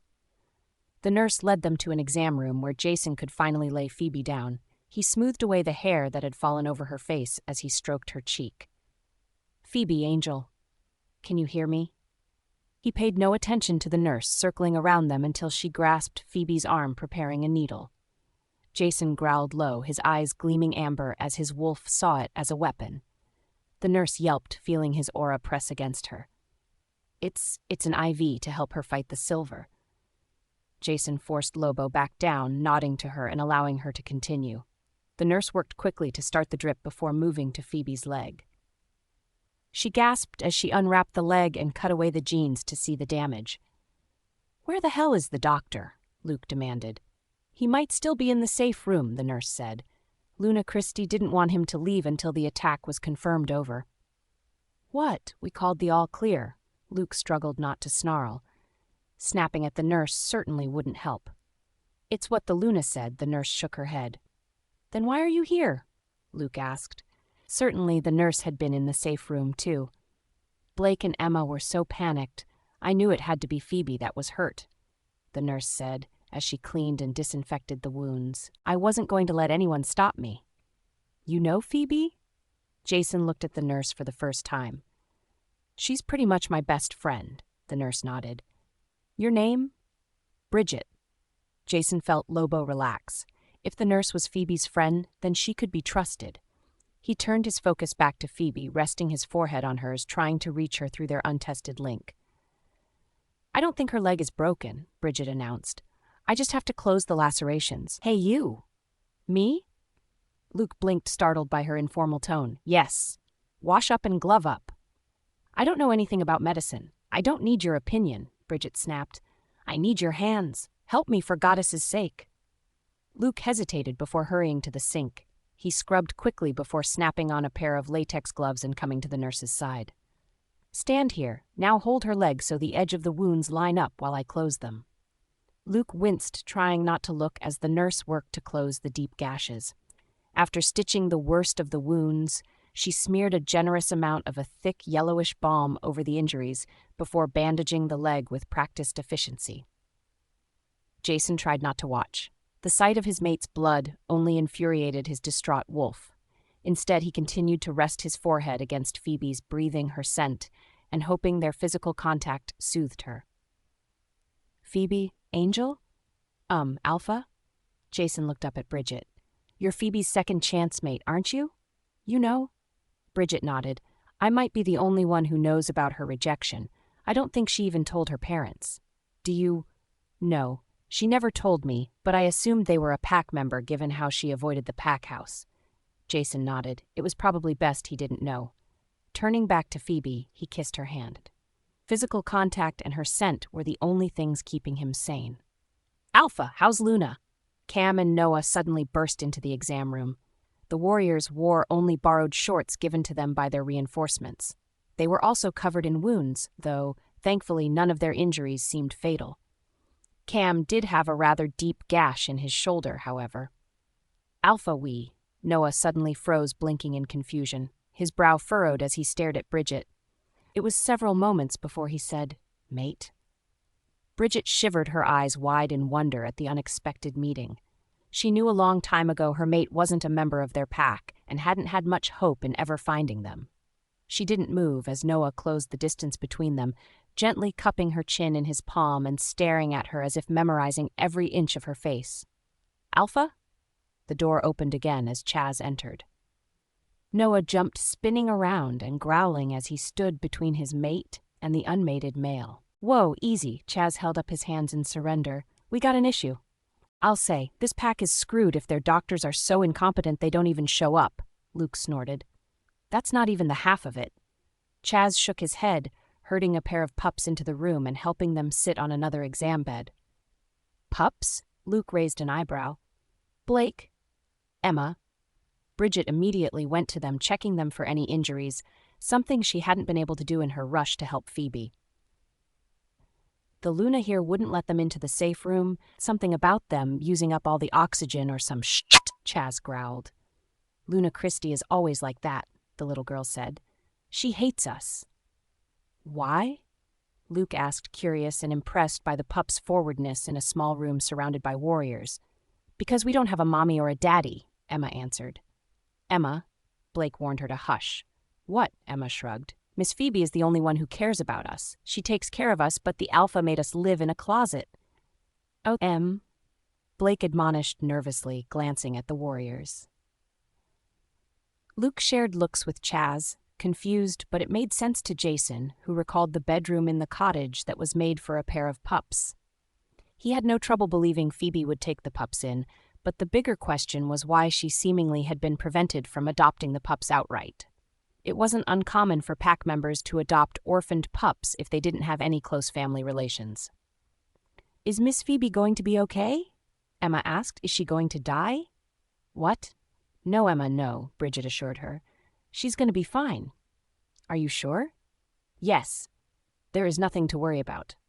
"But she got hurt because of us," Emma said. "She was protecting us from the rogues. Are we going to be punished?" "No, of course not," Bridget hugged the worried pup. "Alpha Jason." A crazed shout echoed through the hospital, causing the pups to yelp and set the warriors on edge. Graham stormed into the already cramped room, trailed by his beta, the doctor, and a whining Luna. Jason stifled a growl as he glared at them. Luke and the others immediately tensed, not liking the hostile atmosphere near their injured Luna. Noah took a defensive stance, protecting Bridget as Chaz did the same for the pups. "This is my territory. You can't walk around like you own it," Graham said. "Get out!" Jason growled, raising his aura to match Graham's. No one commanded him, especially not this pathetic excuse for an alpha. In a calm voice, he said, "My warriors raised the alarm. They were also the first to reach the invading rogues. They were injured defending your territory. So a little thanks should be in order." Graham shuddered as Jason's aura overpowered his own. "And where was the doctor when we warned you there were injured wolves?" It wasn't safe," the doctor stuttered as the competing auras cascaded around him. "My warriors called the all clear," Jason's eyes flashed amber. "What good is a doctor who doesn't do his job?" "It's all right," Christy stepped forward. "Let's all calm down." She reached for Jason as if she could settle his mood with a touch. "Don't touch me," Jason snapped. Christy stumbled back as Jason's aura enveloped them all and forced them to submit. The pups whimpered. "Jason!" Luke called warning, but it was too late. "Phoebe, you have to wake up," Mani pleaded quietly. "Mate needs you. Phoebe, wake up, just a little." Phoebe stirred at her wolf's prodding. Mani was weakened by the silver, but still aware of their surroundings. Everything was heavy and indistinct, and she reached for the one thing that seemed real, Jason. Jason's amber eyes immediately darkened, and he retracted his aura as he spun around and grasped her hand. "Phoebe? Angel?" "What's wolfless Phoebe doing here?" Christy asked, earning a chorus of growls from the Blue Moon warriors. Watch your tone. Jason barely spared her a glance, kissing Phoebe's hand. What are you doing? Graham demanded. Let go of her. You will not tell me what to do with my mate. Jason snapped, bristling again, though he maintained control. Your mate, Graham repeated. That's impossible. She's mine. The tense atmosphere stilled as if they were in the eye of a storm. The words slowly clicked and Jason quietly said, So you are the one who rejected her. It all made sense. The reason Phoebe avoided the pack house, the reason she had lost her appetite, why she was so good with pups, why she assumed Jason, another alpha, would reject her, why Graham denied her adoption of the pups. What? Christy looked from one alpha to the other. What's going on? Are you saying you're both mated to little wolfless Phoebe? I warned you once. Mind your tone. Jason growled. It seems your alpha rejected his fated mate, but the goddess always grants rejected wolves a second chance mate. And here I am. Jason stepped closer to his rival, dropping his voice low as he glared at him. You were dumb enough to let her go. Now she's mine, and it'll be my name she screams when I fill her up. No. Graham moved to attack, but his beta gripped his arm. Let me go. Graham, would you look at the room? Michael demanded. This is neither the time nor the place. He's her mate now. Jason? Phoebe stirred with a moan. Jason immediately returned to her side, kissing her hand. I'm here, Angel. I'm here. She sighed, relaxing and turning her head towards him. A smile twitched his grim expression. He had been worried about earning her trust, but it seemed he succeeded. Graham shook as he watched Jason kiss Phoebe's forehead and nuzzle her. Her pained expression softened, comforted by his presence. Rage and jealousy shuddered through him as his wolf whimpered. Get off my land, Graham growled. Out of my territory. Oh, I will. Jason's eyes swirled amber as he glared at the other alpha. And I'm taking everything that belongs to me, Luke. Moving truck? Luke nodded, taking out his phone, dialing with a single press of a button, and making Jason wonder if he didn't already anticipate this to some degree. Moving truck? For what? Graham demanded. Phoebe belongs to me. I'm not leaving a single trace of her behind. You can't. I would advise you to be careful what you say I can and cannot do with my mate, Jason warned. Now get out. My mate needs to rest. Graham winced, refusing the alpha command for as long as he could, but there was no denying the compulsion forever. He, his beta, and the doctor retreated quickly. Jason snorted at their departure. Noah, Cam, get yourselves treated as quickly as possible and get your asses to my mate's home to help pack, Jason ordered. Chaz, make sure the pups pack too. Alpha? They are precious to my mate, so they are precious to me. Understood? Yes, Alpha. The warriors quickly retreated, taking the pups and Bridget with them. Jason breathed easier as the small room was vacated, giving him much-needed space. Oh, baby, you are so tense. His skin prickled and his eyes flashed at the shrill voice. Turning, he saw Christy had remained. Smiling coyly, she reached for him. I can help with that. I can make you feel so good. Jason moved like lightning, clutching her throat. Her dew eyes widened in surprise, and she almost seemed turned on until he squeezed enough to cut off her air. Gasping, she tried to pry his fingers away, but in a contest of strength, she was sorely outmatched. Fear finally shone from her gaze as she stared at him. No one, and I mean no one, touches me except my mate, Jason growled, letting his aura surround her. I've wanted to rip your throat out and feed it to the rogues since I set foot in this territory. If you value your life, you will stay as far from me and my mate as possible. Got it? With a snarl, Jason tossed her toward the door. Even before she landed in a whimper, he had already turned back to Phoebe. Tenderly, he smoothed her hair and kissed her forehead. Christy whined as she stood clutched her side where she cracked 2 ribs during her landing. She glanced at him hoping for sympathy, but Jason was no longer aware of her as he quietly caressed Phoebe's pale face. Growling, Christy moved to approach him again when another aura suddenly slammed against her. Turning, she saw Luke watching her, guarding his Alpha and Luna from interference. She wanted to protest but found herself unable to break his aura. But how? She was Luna, and he only a beta. Her aura should be dominant, but it wasn't. His presence easily overpowered hers and held her in check. Flushed with embarrassment, she finally fled, allowing them to relax. Luke breathed a sigh of relief before looking to Jason, who continued to stand over Phoebe. Jason pressed his forehead to hers, willing her to feel his presence and know she was safe. She had to wake up. She couldn't leave him like this. Lobo paced through his mind, whimpering. They couldn't lose their mate after only just finding her. Luke wanted to comfort his friend, but remained silent. There was nothing he could say that would make it better or ease his worry. Deep down, he knew Phoebe was strong. She would pull through.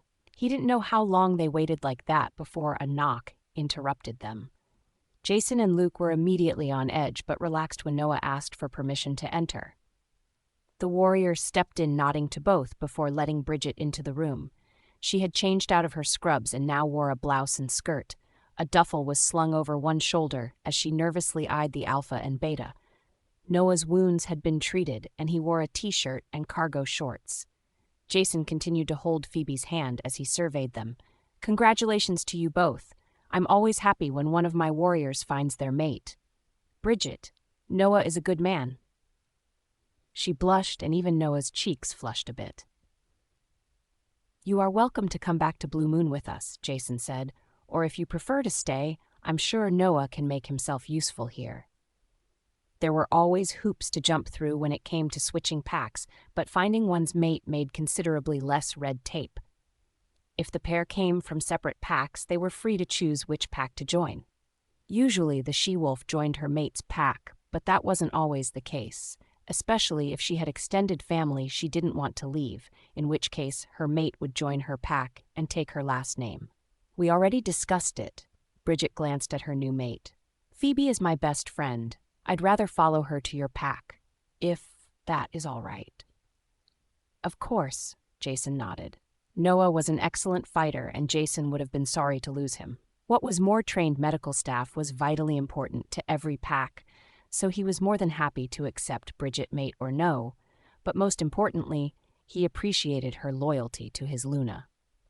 "So, the movers are busy packing, and I thought if we're leaving I should help Phoebe change." Bridget gestured to the duffel. "So maybe you can give us some privacy?" The trio of males blushed at the same time, realizing what Bridget was asking. Jason's gaze immediately shifted to his Beta and warrior with a growl. Just the thought of another male seeing his mate bare raised his hackles. Normally Noah would have immediately backed down, but his mate was here, and he wouldn't tolerate anyone threatening her. "All right, boys," Bridget said as the males' auras grinded against each other.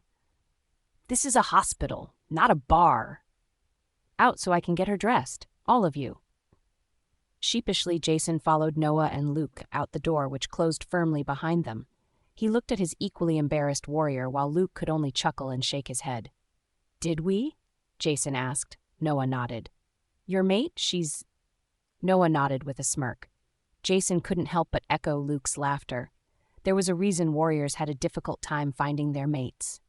Warriors had a physical presence that intimidated others. In fact, it was something of a running joke that they made for a good night, but you didn't want to make a life with them. It took a special kind of person to match a warrior. Perhaps that was why so many seemed to find their mates among medical professionals, people who were not only caring but also authoritative. It was several minutes before the door opened again. Bridget bowed to Jason before joining Noah, who happily wrapped his arms around her. Jason had no interest in watching his warrior, much preferring to be with his own mate. Returning to the bedside, he found Phoebe was now wearing a hoodie and sweatpants, so she would be comfortable and warm for the journey to come. The IV had also been removed. Jason leaned over her, kissing her forehead. How many hours had passed since he last heard her voice? Since he last looked into her beautiful silver-gray eyes? "Please, Phoebe, open your eyes, even just a little." Lobo whimpered. Jason felt his wolf trying to link with hers. Despite what her pack thought, he knew she had a wolf. Her rejection might have suppressed it, but it was there, and Lobo had been gently coaxing it out ever since they met. In fact, his wolf had claimed some success, but what about now? Depending on the severity of the silver poisoning, her wolf could be unconscious for hours or days, even months in the worst-case scenario. They could only hope Phoebe's wolf was as resilient as she was. "Jason." He stirred, glancing at Luke. "We're ready." Nodding, Jason stepped up to the bed, carefully cradling Phoebe in his arms. She was so light and small, vulnerable. Luke preceded him to the door, holding it open as he walked through. In the hallway, they found Chaz waiting. He took the lead, escorting them to the waiting SUV, where another warrior waited. They were taking no chances with their Luna's safety, and Jason appreciated their attention to detail. Jason slid into the back seat, still cradling Phoebe to his chest, as Luke closed the door. The others climbed in, with Chaz driving to the little cottage that had been his mate's home. There, he found his warriors patrolling its perimeter as the movers loaded its entire contents into a large truck. Jason stepped out of the SUV, carefully setting Phoebe back in the seat. He reclined it so she could rest comfortably before turning back to the cottage. Chaz and the other warrior remained on guard as their alpha stepped up to the small, cozy home. Jason stifled a growl as he watched the proceedings. He couldn't help his protective instincts. This was his mate's home, and it was being invaded. Jason took a deep breath to calm himself. This was all necessary. He wouldn't leave any part of his mate behind. As he looked on, the movers were loading the last of her furniture and appliances. Even the porch swing had been taken down and loaded up. The cottage looked forlorn, as if it knew it would remain empty. Bridget packed Luna's clothes and keepsakes. They put those in one of our vehicles, Luke said.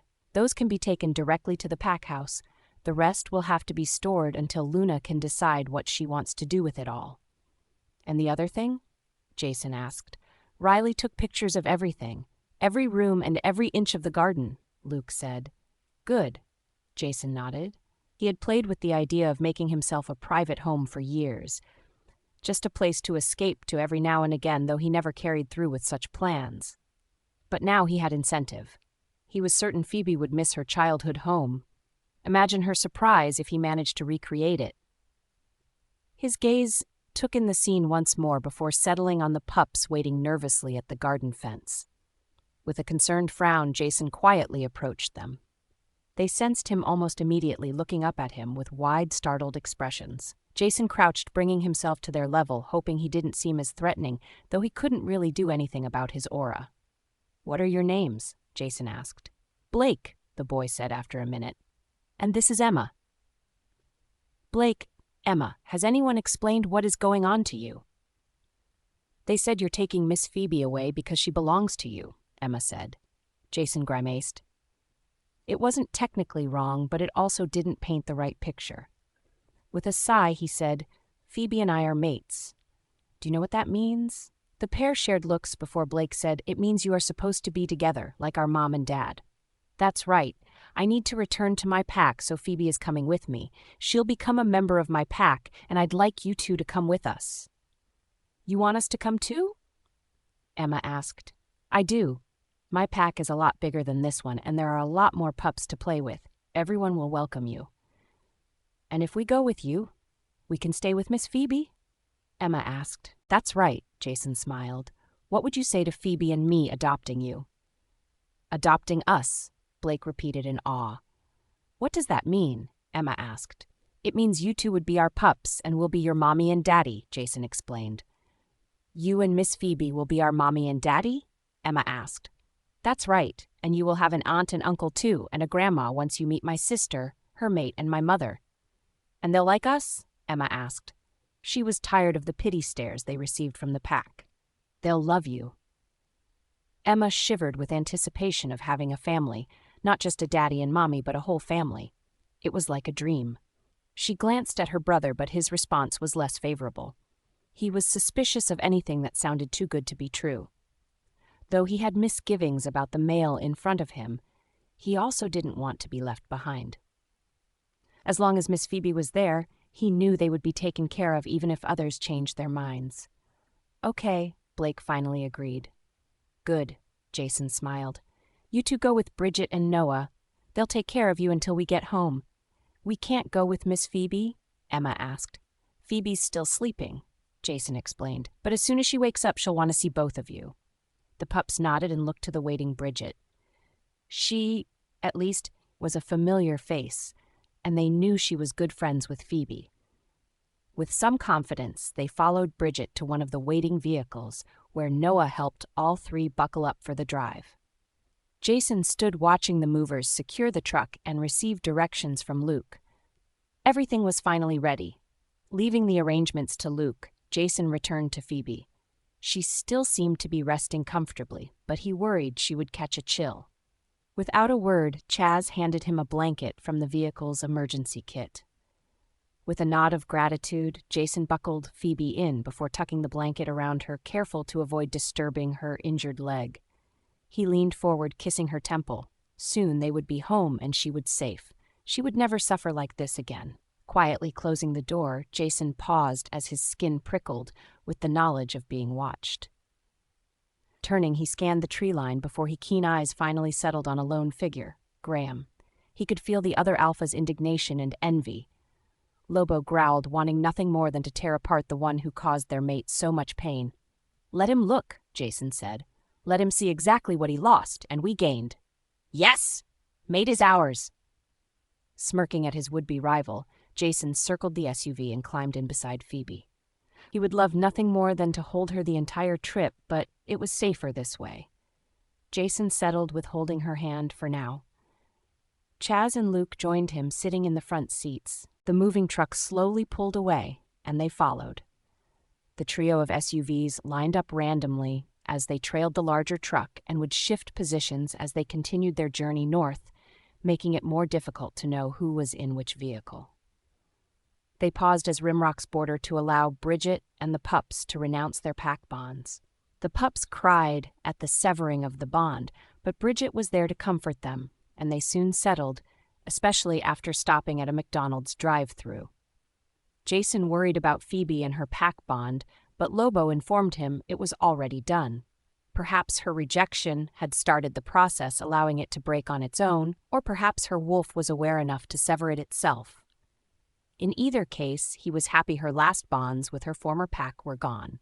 He would do everything he could to ensure she didn't regret it. A new pack waited for her, eager for their Luna. Once on the road, he dialed his mother. She answered on the second ring. "Jason? How is everything? When should we expect you?" Jason chuckled. "Everything is fine. We're on our way home now. We probably won't be there until tomorrow late. I have a moving truck filled with everything from her house. It'll have to be stored until she can sort it." "I'll have them clear out Storehouse E. That should give her plenty of room sorted out. But, sweetie, you sound stressed." "There was a rogue attack. Phoebe was hurt. Is she all right?" "It's a long story, but yeah, she'll be okay. She's asleep now, or else I'd let you talk to her. Let her rest. We have plenty of time to talk once she gets here. Maybe less than you think." "What's that supposed to mean?" "Now, Jason, the pack needs to bond with their Luna, so don't think you can hog her all to yourself." "I know. It's not that." "Then what?" "We got 3 new pack members besides Phoebe.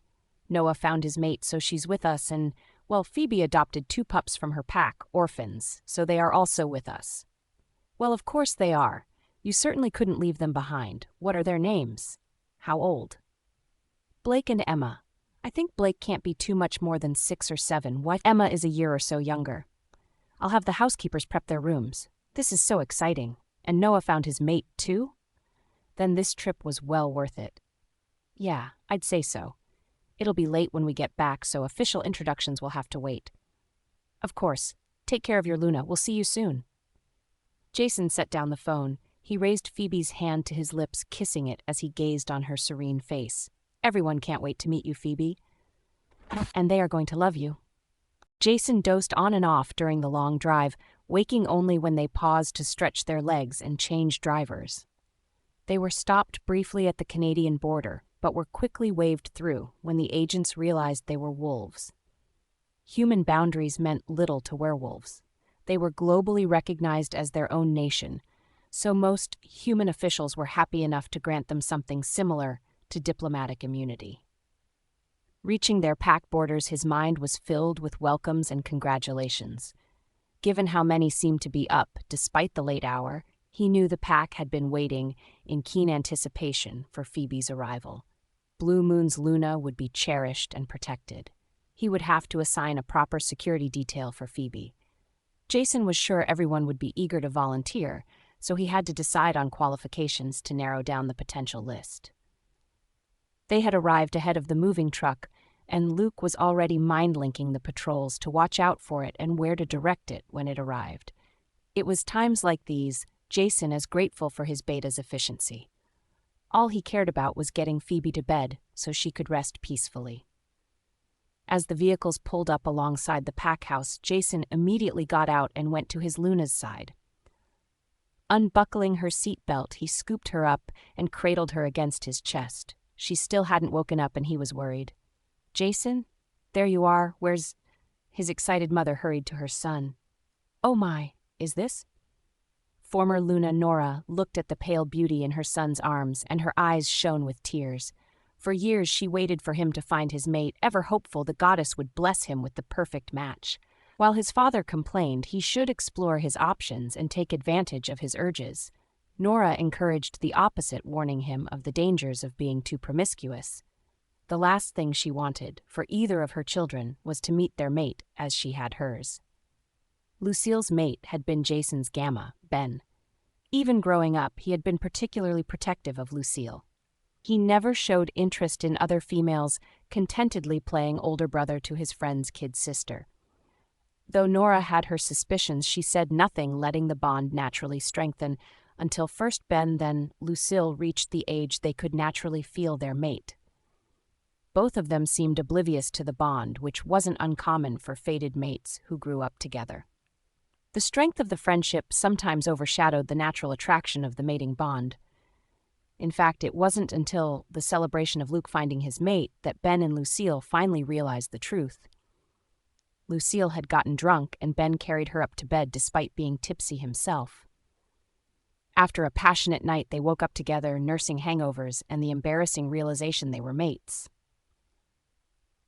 It had been awkward in the beginning, but worth it in the end. Jason was genuinely happy for both his best friends and his sister, but it left him the odd one out. For years, he and his mother waited hoping the same happiness for him, and finally it had arrived. Nora gazed at her daughter-in-law with tears in her eyes and looked at her son.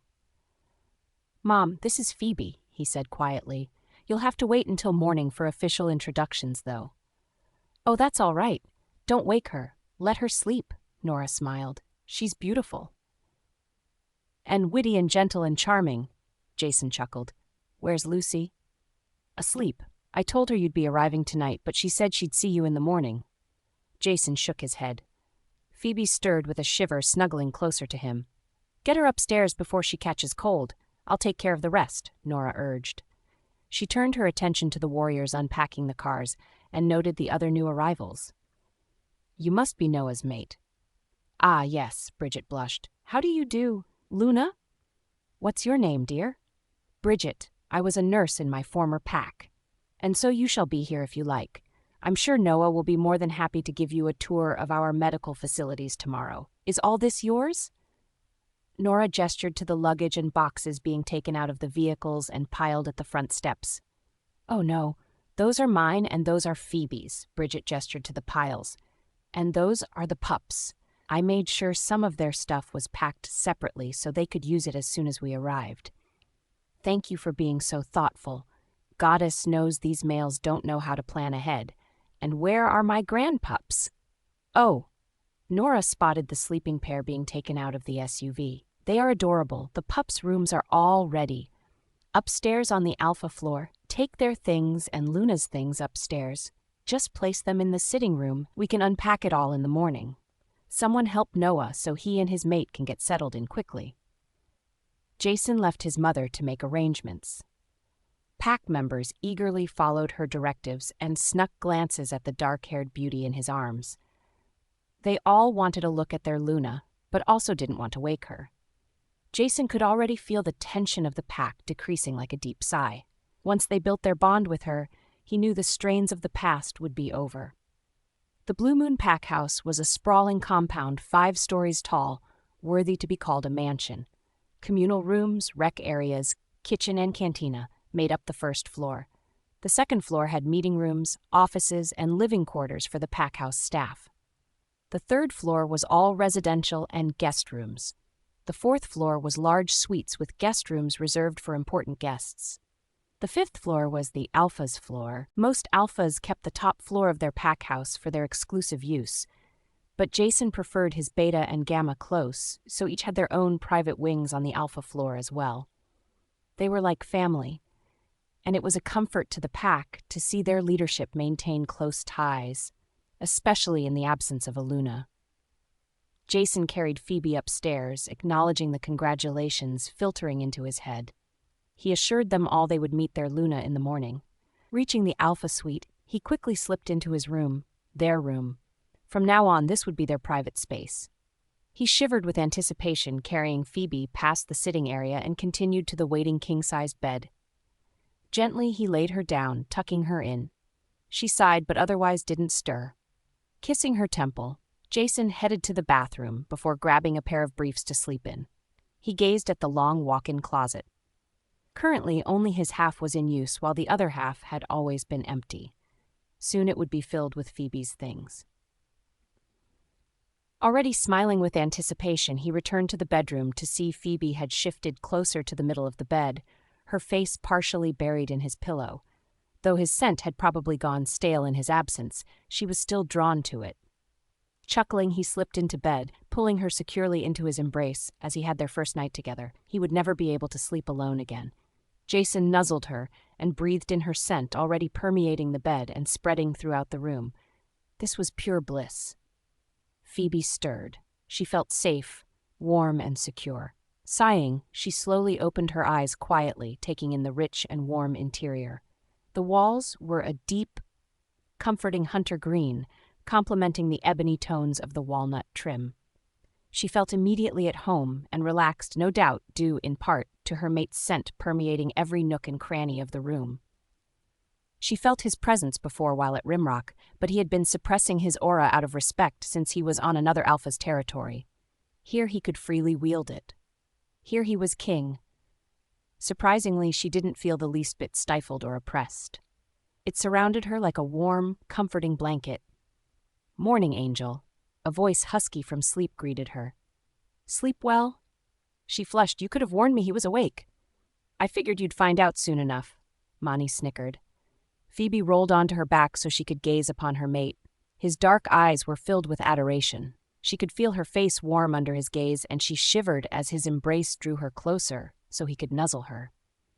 "You smell heavenly, Angel," Jason mumbled, nipping her earlobe as her scent grew stronger, taking on a spicy note that made his mouth water. He growled against her throat. "Oh, Angel!" Jason. Phoebe shivered, feeling his stubble against her skin as ever-increasingly lewd thoughts filtered through her mind. Jason growled again, forcing himself to pull away. His gaze swirled amber as his wolf pressed forward.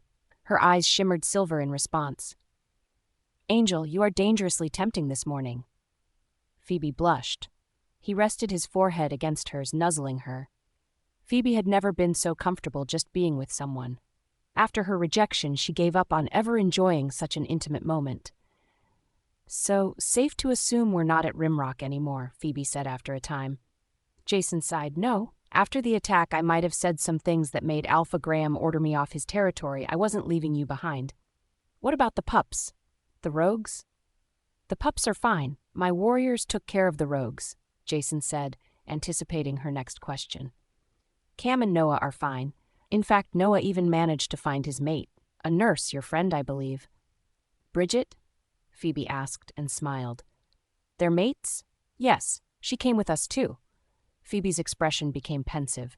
She was happy for Bridget, but she had hoped the nurse would take care of Blake and Emma in her stead. Phoebe couldn't help but be concerned for their well-being. "My mother has the pups now, in case you're wondering," Jason said again, sensing her concern. "Pardon?" "Blake and Emma? They're with my mother. She's probably stuffing them full of sugar right now." "They're here? How? Why?" "Because they are precious to you, and anything precious to you is precious to me, Angel." "I thought males don't like to care for pups that aren't their own." "Angel, if you want to adopt 50 pups, I'd have no objections. My only request is that we would have a few of our own too." Phoebe blushed, earning a fond chuckle from him as he kissed her nose. He smiled at her, loving her reactions and catching the spicy note of her scent again. After a moment, his smile faded. "Angel, why didn't you tell me Alpha Graham was your first mate?" Phoebe's expression became pensive again. She had avoided the topic for so long she honestly didn't know how to approach it anymore. Finally, she said, "I never told anyone, not even my parents. Bridget? I only told her that I was rejected, but not by who. I just didn't want to think about him." "And that's why you avoided the pack house?" Phoebe nodded, looking away. Jason curled a finger under his chin and turned her to face him again.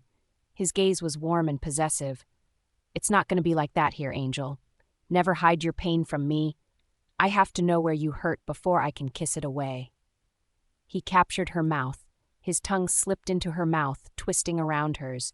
He felt her hesitant fingers run through his hair, sending electric charges through him. Groaning, Jason finally released her mouth and forced a heavy breath, staring into her shimmering eyes. "You are very dangerous in the morning, Angel." She shyly smiled, earning her another quick kiss before his eyes suddenly glazed over. Phoebe watched and waited, knowing someone was mind-linking him.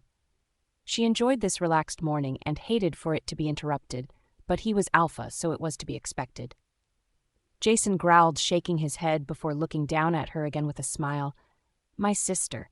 She wanted to know when I'm going to stop hogging you and let the pack meet their Luna. Do you think you're ready?" Phoebe forced a nervous breath. She couldn't put if off forever if she intended to stay with Jason.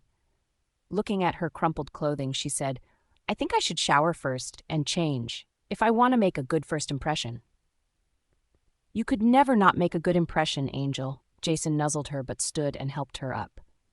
She winced as she put weight on her injured leg. His arms immediately wrapped around her, holding her protectively. "Are you okay, Angel?" "Yeah, just a little sore. Do you want me to carry you?" "No, I should walk." Jason kissed her temple before escorting her to the bathroom. He grabbed towels from the linen closet and set them on the sink counter. Phoebe's expression became pensive again as she pulled up her pants leg to look at the bandage. "What should I do about this?" He looked at the wrap before rummaging in the cupboard under the double sink. Pulling out a trash bag, he asked, "What do you think?" "Oh, that's perfect. Thank you. These are the controls. This is to change the water feature. Here is the temp, and this is for the sound system in case you want music. All right?" She nodded. "Need any help?" "No." Phoebe blushed before shooing him out. Phoebe shook her head before carefully pulling down her pants to really look at her leg for the first time. It was securely wrapped, which was certainly Bridget's work. "Monty, are you all right?" "Silver is never a pleasant experience," her wolf sighed. Phoebe wasn't sure when she realized she had a natural resistance to silver. Their bodies reacted to it like a poison. It interfered with their healing abilities and suppressed their wolves. Mani was different. Her wolf maintained awareness no matter how pure the silver. In addition, they recovered much more quickly and with less scarring. It was too painful to say she had true immunity, but it certainly gave her an advantage. The same was true of wolfsbane. While the herb was harmful and could be fatal to wolves in large doses, it barely seemed to affect Mani at all. Phoebe pulled the trash bag over it and tied it at her knee before she finished stripping off her clothes and headed to the shower. She had listened to Jason's instructions, but still struggled with the interface before finally succeeding in starting the water. It was a little hot, but it felt good on her aching muscles. There were only male bath products on the shelf, but it was fine. As she lathered and rinsed, she tried to shove away her anxiety. It was going to be fine. Jason chuckled as the door closed behind him. He turned, resting his forehead against the cool door, his wolf hearing listening to every little sound she made until the water started running. To distract himself, he went out to the common area, retrieving Phoebe's things from the living room. It took several trips, but he moved 3 boxes and 2 suitcases into the bedroom, piling them alongside the trunk at the foot of the bed. He would have begun unpacking, but didn't want to invade her privacy. Jason?" He turned to see her standing at the bathroom door, wrapped in a towel. The towels she used at her home were oversized and covered her easily. His towels were considerably smaller, which meant he had a full view of her delicately pale legs. Jason swallowed hard before approaching and gently embracing her. He leaned down, burying his nose in her damp hair, which now had the unmistakable tang of Old Spice. The masculine scent combined with hers was strangely erotic, and he fought his ever-growing desires. He nibbled her ear, letting his scent rub off on her. Until they were marked and mated, he would have to do this every time she washed to make sure his scent remained on her. Not that anyone in the pack would dare come between him and his Luna, but it also kept Lobo at ease. "Angel, you smell and look divine," he mumbled. Phoebe blushed, but loved the way he gently caressed her and nipped at her ear and neck. He made her feel desirable, wanted, and loved. Jason raised his head, kissing her waiting lips, loving all her little reactions and shivers of pleasure. His wolf was silent, which could only mean Lobo was linking his mate, or at least trying to. They would build their bonds with their mates brick by brick if they needed to. Jason let out a growl as he broke their kiss. His eyes glazed over as he mind-linked with someone. Shaking his head, he looked again at Phoebe, stroking her cheek. "My sister again." Phoebe chuckled. "You can laugh all you want, Angel, but if my sister doesn't back off, I'm going to make her pay, painfully." He kissed her nose. "I wouldn't want to start a family feud," Phoebe said. "Do you have anything for me to wear?" "Of course." Jason led her to the bed, lifting the suitcases and setting them on the trunk. "Bridget made sure to pack your clothes for you." "These are mine?" Phoebe blinked, eyeing the boxes as well. "That's right," Jason hugged her from behind. "I'll have the Omegas unpack for you later, and we can begin filling your half of the closet. I'm sure my mother and sister will want to take you shopping." "Shopping? Oh, but I don't have any money," Phoebe bit her lip. Working as the pack pup teacher earned her a small stipend. It had been enough for her and the pups to get by with, but it certainly wouldn't cover a new wardrobe. "Don't worry about it, Angel. You can take my card this time," Jason nuzzled her. "Ben will issue you your own later. I'm going to hop in the shower, so take your time getting ready." Reluctantly, he retreated to the shower, leaving her to choose her outfit and dress. Phoebe breathed a sigh, pleased by his consideration. Just yet. What should she wear? "The towel is fine," Mani chimed suddenly. "Our mate liked it. Mani, be serious." "I am." "Oh, choose something warm. We are further north now, so it's chillier here." "Right." Phoebe settled on a pair of leggings that stretched over her bandages without being too tight, and a dusty pink sweater that was both soft and warm. Her gaze drifted around the room. She was immediately drawn to the mantel and pictures arranged on it. She limped over to it, studying the images. There was a picture of 4 young pups ranging from 12 to 7 and were clearly a young Jason, his beta, along with 2 others she assumed was his gamma and sister.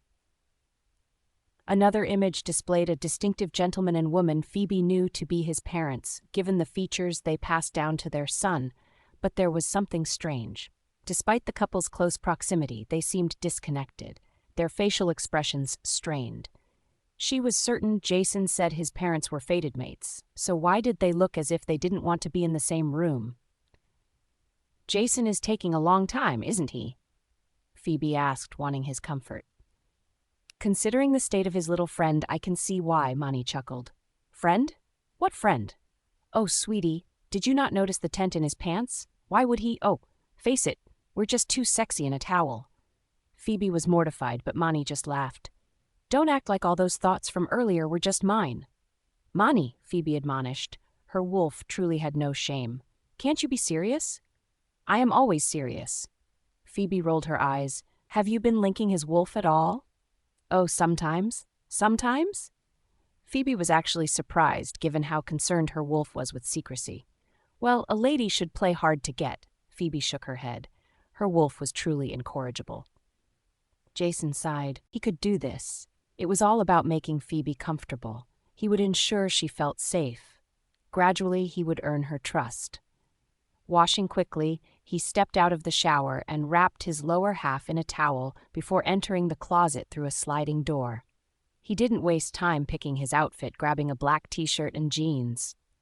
Jason glanced at the empty half of the closet meant for Phoebe. He couldn't wait to see her new wardrobe. Stepping back into the bedroom, he found her studying the photographs on the mantel. Quietly, he slipped his arm around her waist and kissed her neck. Phoebe shivered with pleasure, leaning against him.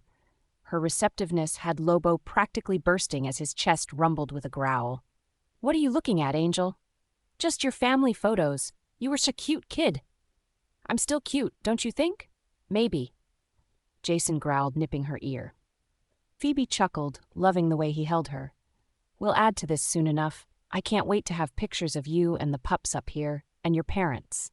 My parents? But all of my family photos are back at Rimrock. Jason chuckled, kissing her. You think I would leave anything of you behind? He escorted her back to the bed and gestured to the boxes. We packed all of your keepsakes for you. Everything else was loaded on a moving truck. It's all stored in one of the pack storehouses for you to sort through later. Everything?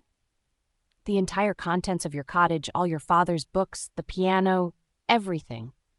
Why would you? Phoebe stared at him in wonder. The expense alone. It was precious to you, Jason shrugged. If I could have uprooted the whole cottage and garden, I would have. Phoebe. She suddenly pulled his face down, pressing their lips together. Jason stared in surprise, but quickly wrapped her in his embrace, kissing her deeply. He certainly didn't mind her being aggressive in the least. Letting out a possessive growl, he eventually released her so they could catch their breath. I take it I did good? Jason smiled. A fresh blush colored her cheeks, but she nodded. He bowed his head to nuzzle her nose. They might have lingered longer, but her stomach suddenly grumbled. Phoebe blushed, but Jason chuckled, kissing her forehead. My Luna is hungry. I can't have you missing a meal. Jason escorted her out of the room, through the common areas, and down the stairs. On the first landing, she hesitated, wincing as the effort of descending the stairs pulled at her stitches. Jason was at her side immediately to scoop her into his. Carrying her bridal style, they reached the bottom floor quickly. Jason carefully set her on her feet outside the double doors leading to the pack cantina and dining hall. Even with the doors closed, she could hear the sounds of playful banter and conversation. Suddenly, she was very nervous. Walking around her own pack was different. After all, she knew them. Blue Moon was considerably larger, and she knew almost none of them. On top of that, they were expecting her to fulfill the role of Luna. How would she do this? She couldn't even remember the last time she had a public meal. Jason's arms wound around her, and he nuzzled her. It's all right, Angel. They are going to love you. Phoebe took a deep breath and calmed herself. She nodded when she was ready. Jason took her hand, kissing it gently before leading her through the doors. The constant din of the cafeteria immediately fell silent as Jason's aura reminded them their alpha was home. Even more than his presence, the addition of a petite, pretty she-wolf had all of their attention. Word had been spreading since his return late last night. Those who had seen Jason cradling his Luna like a bride described her pale, smooth skin and dark brown hair. She was as pretty and petite as described. She had been asleep, so they weren't prepared for her otherworldly gray eyes. Some were old enough to recall Nora's introduction to the pack and were anxious about meeting their new Luna, who they knew very little about. Yet as Phoebe quietly observed them, they felt a calm, abiding aura, despite her obvious nervousness. They were intrigued and drawn to her. Miss Phoebe, a squeal erupted as Emma ran toward her. Phoebe greeted the pup with a dazzling smile and scooped up the adorable little girl. Pressing her forehead to Emma's, they rubbed noses as a mother would do with her pup. Did you sleep all right in your new bed? Jason asked when the pup's gaze fell on him. Uh-huh. Grandma Nora said I have the princess room. That's right. A princess room for a princess, Jason smiled gently, tugging on one of her pigtails.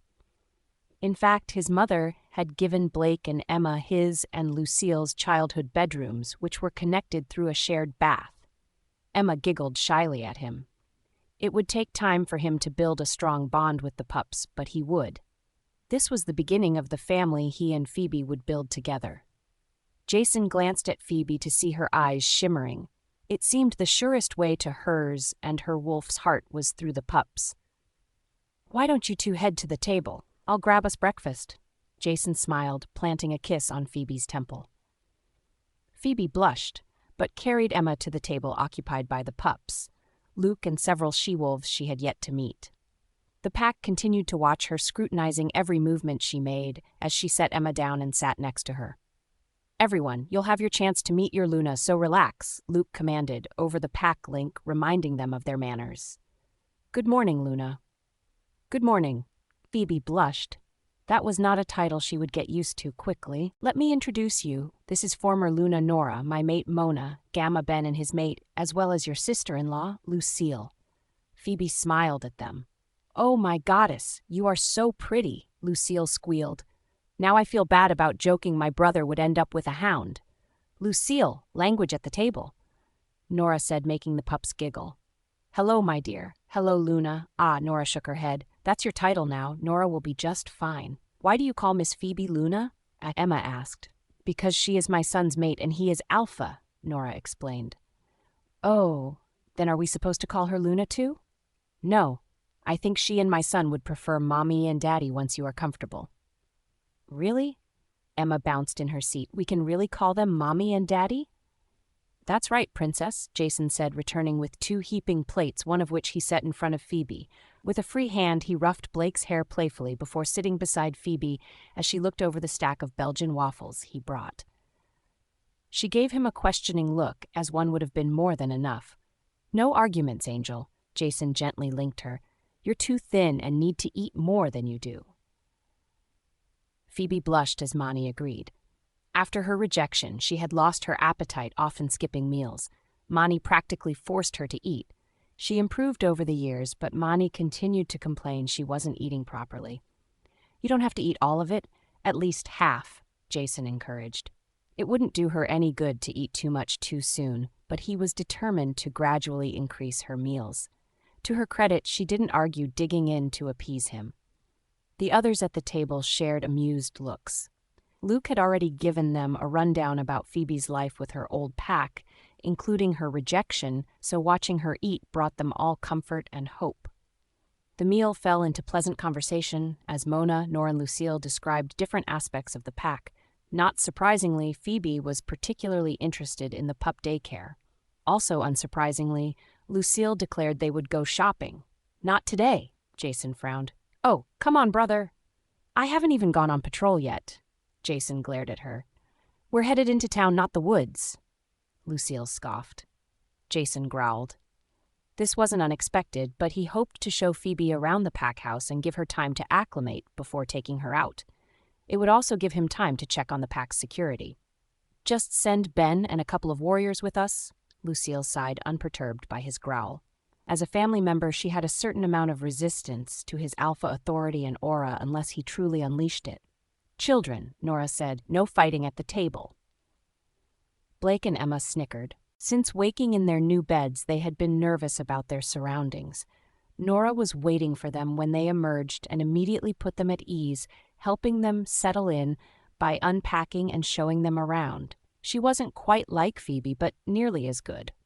They were particularly nervous about their new alpha, but he was genuinely friendly, and seeing how easily Nora put him in his place certainly made him less scary.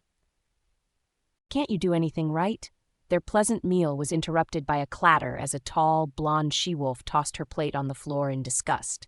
Standing, she loomed over the Omega server and slapped her across the face, claws extended to gouge several large cuts across her cheek. I said ham, cheese, no mushrooms, and light pepper, you incompetent mutt. What's the matter, Your Highness? Can't have waffles like a normal person? Lucille taunted, as she was the closest. The blonde was the daughter of their closest ally, Alpha Thomas of the Blood Moon Pack. Since they were pups, she had visited their pack often. Sometimes it seemed she spent more time with Blue Moon than her own pack, much to Lucille's irritation. In fact, none of them could stand her, but as Blood Moon was a close ally, they couldn't simply turn her away. She had turned up again a week or so after Jason left on his security tour, much to her disappointment. They had hoped she would turn around and go home, but instead insisted on her usual suite as she wasn't allowed on the alpha floor. If I were you, I'd be quiet, the blonde sneered. Once I'm Luna, there will be changes around here. Jason rose to his feet, growling. Care to repeat that? You are a guest here, Katrina. You will respect this pack's ranking members. Oh, Jason, you're back. The blonde's attitude turned immediately as she coyly smiled. You dare harm a pack member in front of me. He snarled, his eyes swirling amber as his wolf pressed forward. Oh, she's just a worthless Omega. She needs to learn her place. Katrina waved off the whimpering she-wolf, doing a double take as Phoebe suddenly appeared with a damp washcloth and gently cleaned the wounds. The Omega stared at her with wide eyes but felt immediately calmed by Phoebe's silver-gray eyes, as if she was looking into the moon goddess's gaze. Phoebe tenderly cleaned the wounds, noting the particularly red edges and a slight burnt skin smell, which meant only one thing. Silver, Mani confirmed. Jason, you can't be lenient with these lower ranks, Katrina loudly declared. They need to learn to mind their betters. Phoebe's eyes shimmered silver as she gave the washcloth to the Omega and turned on the other she-wolf. What do you want? Katrina sneered. Without a word, Phoebe slapped her hard across the face, sending her stumbling back in surprise. The cafeteria fell silent, staring at their untested Luna in action. Discipline? Phoebe declared. Your idea of discipline is coating your nails in silver and using them on pack members. Wounds like that can maim a wolf for life. That's your idea of just punishment for forgetting pepper that's readily available on the table. As Phoebe spoke, her aura seeped out, slowly filling the room, rivaling Jason's. Compulsively, Katrina bared her neck before she even realized what she was doing. Phoebe turned away in disgust and hurried back to the Omega Gentle, taking back the cloth and continuing to clean the wounds. Who the hell do you think? Katrina suddenly came back to herself, raising her head, ready to attack the she-wolf who dared humble her. Jason clutched her hand, glaring at the blood-stained nails with a growl. You attacked my pack with silver? No. Yes. No, I didn't. Katrina stared at him wide-eyed. Leave. He ordered, sending his alpha authority into his words. Go home and stay there. You are not welcome here. Jason, get her out of my sight and off my land. Jason shoved her aside.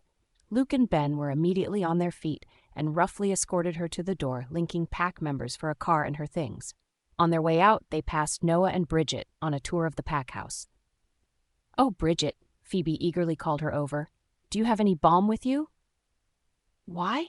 What happened? Bridget immediately fell silent at the sight of the Omega. She shared a grim, knowing look with Phoebe. I have some here. Take her to the pack hospital and I'll grab it. No other words passed between them as Phoebe gently escorted the Omega out of the cafeteria, following her directions to the pack hospital.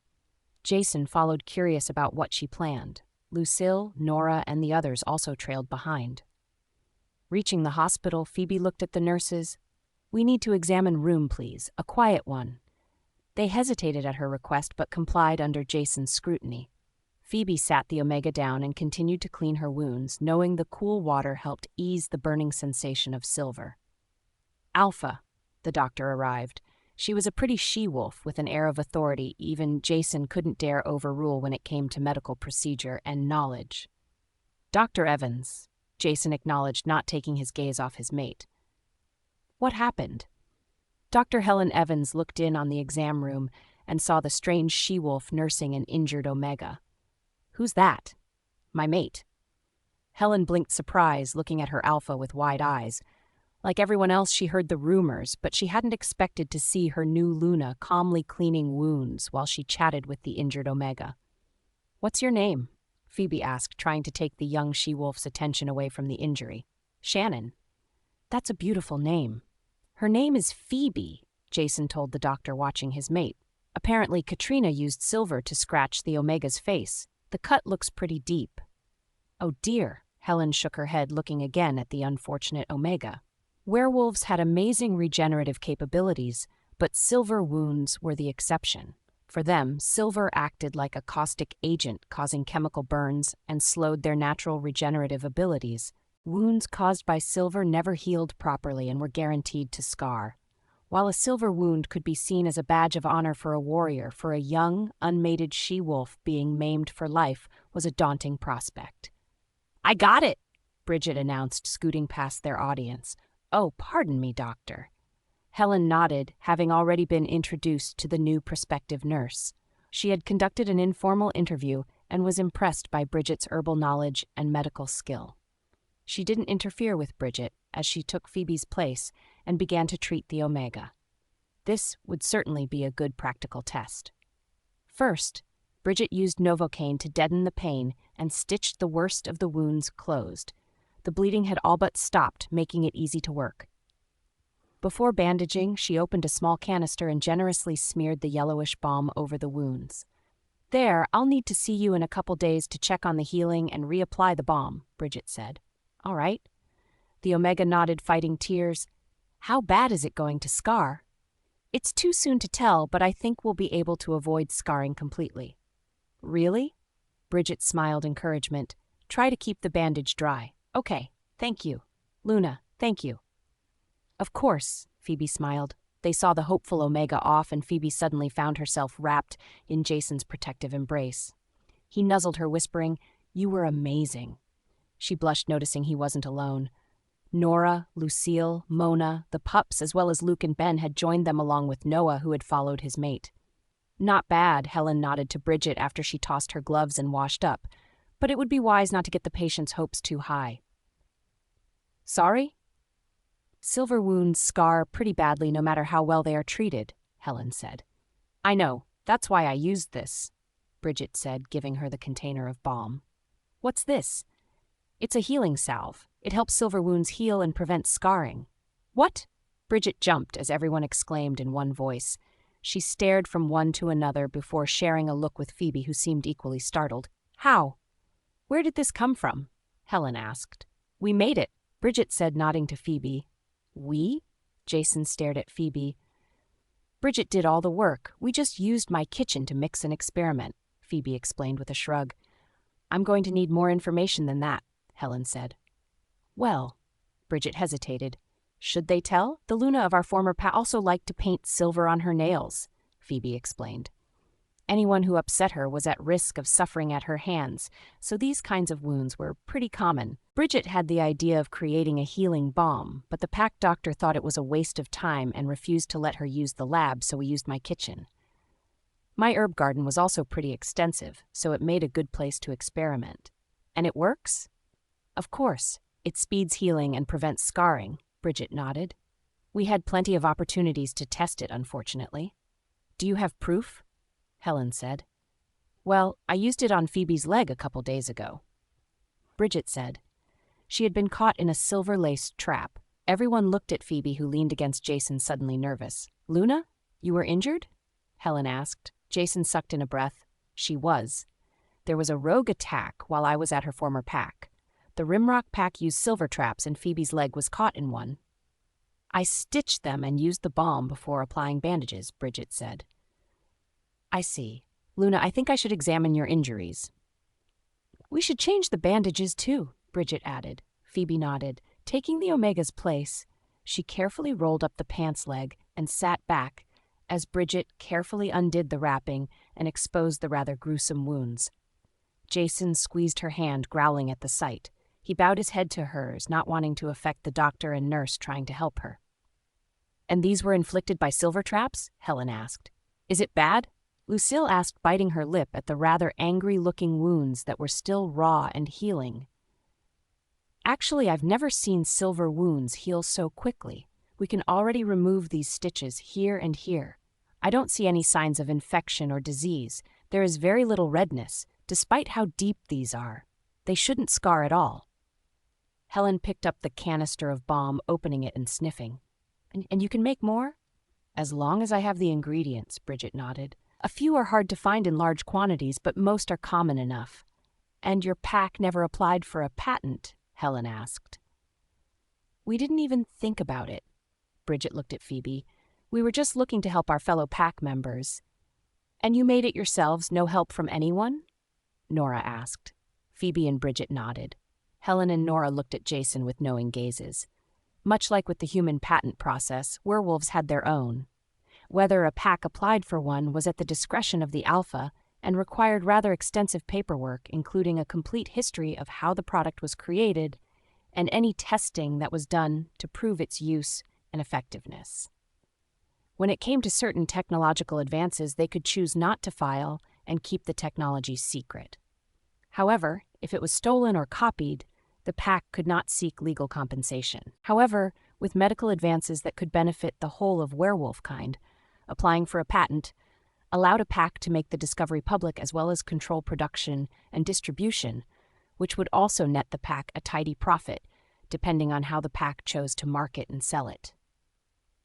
Every pack had their specialty. Blue Moon's specialty was in security, data, and physical.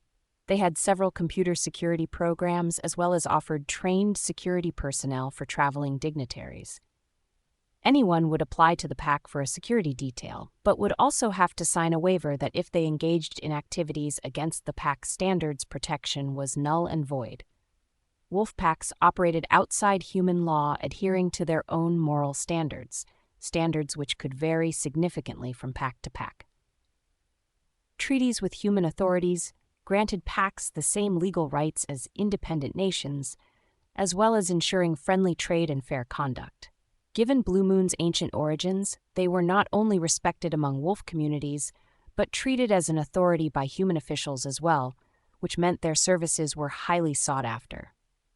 While Jason was proud of his pack's extensive network, they weren't equipped to mass-produce a new healing balm.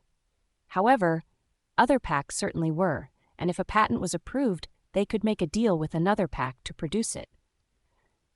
Profits for their pack would be less, but it would mean the balm would be readily available for others to use. Bridget, Jason said after a moment of thought, I'm going to need a detailed history of exactly how the balm was made, ingredients, and any results you have as proof. I'll also need a signed statement proving you and Phoebe are the sole creators, and your pack did not offer any assistance or facilities to aid in its creation. All right? Yes, of course, Alpha, Bridget nodded. So you want to apply for a patent? Nora asked. This is far too important to keep secret, and I know Alpha Reed will be interested in a partnership. Nora nodded, pleased with her son's decision. Their packs would share profits with the Harvest Moon handling the manufacturing and distribution. Such an arrangement would ensure the balm was readily available to all werewolves. It would be a win-win for everyone concerned. Well, that's all fine and good, but it can wait, Lucille announced. I thought we were going shopping, Jason growled. Now, Jason, Nora gently admonished, Phoebe is going to need a gown for her Luna ceremony. The next full moon is not far off, and as it happens, it will be a blue moon at that. Jason was ready to argue, but the thought of Phoebe in a gown under the light of a full moon made him pause. That was right. She needed a proper Luna ceremony where she would be officially acknowledged as Blue Moon's co-leader. It was important not only for her, but the pack. Afterwards, they would shift to lead the pack on a moonlit run. He would finally see her wolf if they could coax it out by then. Jason? All right, he sighed, but you'll have a full escort. Full, Lucille cried out indignantly. Jason glared at her in warning. Oh, fine, more hands to carry our bags, I guess. That's not the purpose of an escort, Jason growled, even as Bridget applied balm and rewrapped Phoebe's leg after the doctor finished her examination. By the time they were done and Phoebe was on her feet, it had been decided. Nora and Lucille would take Phoebe, Bridget, and the pups shopping in Juneau with a full escort of security personnel led by Ben. Jason would settle for nothing less.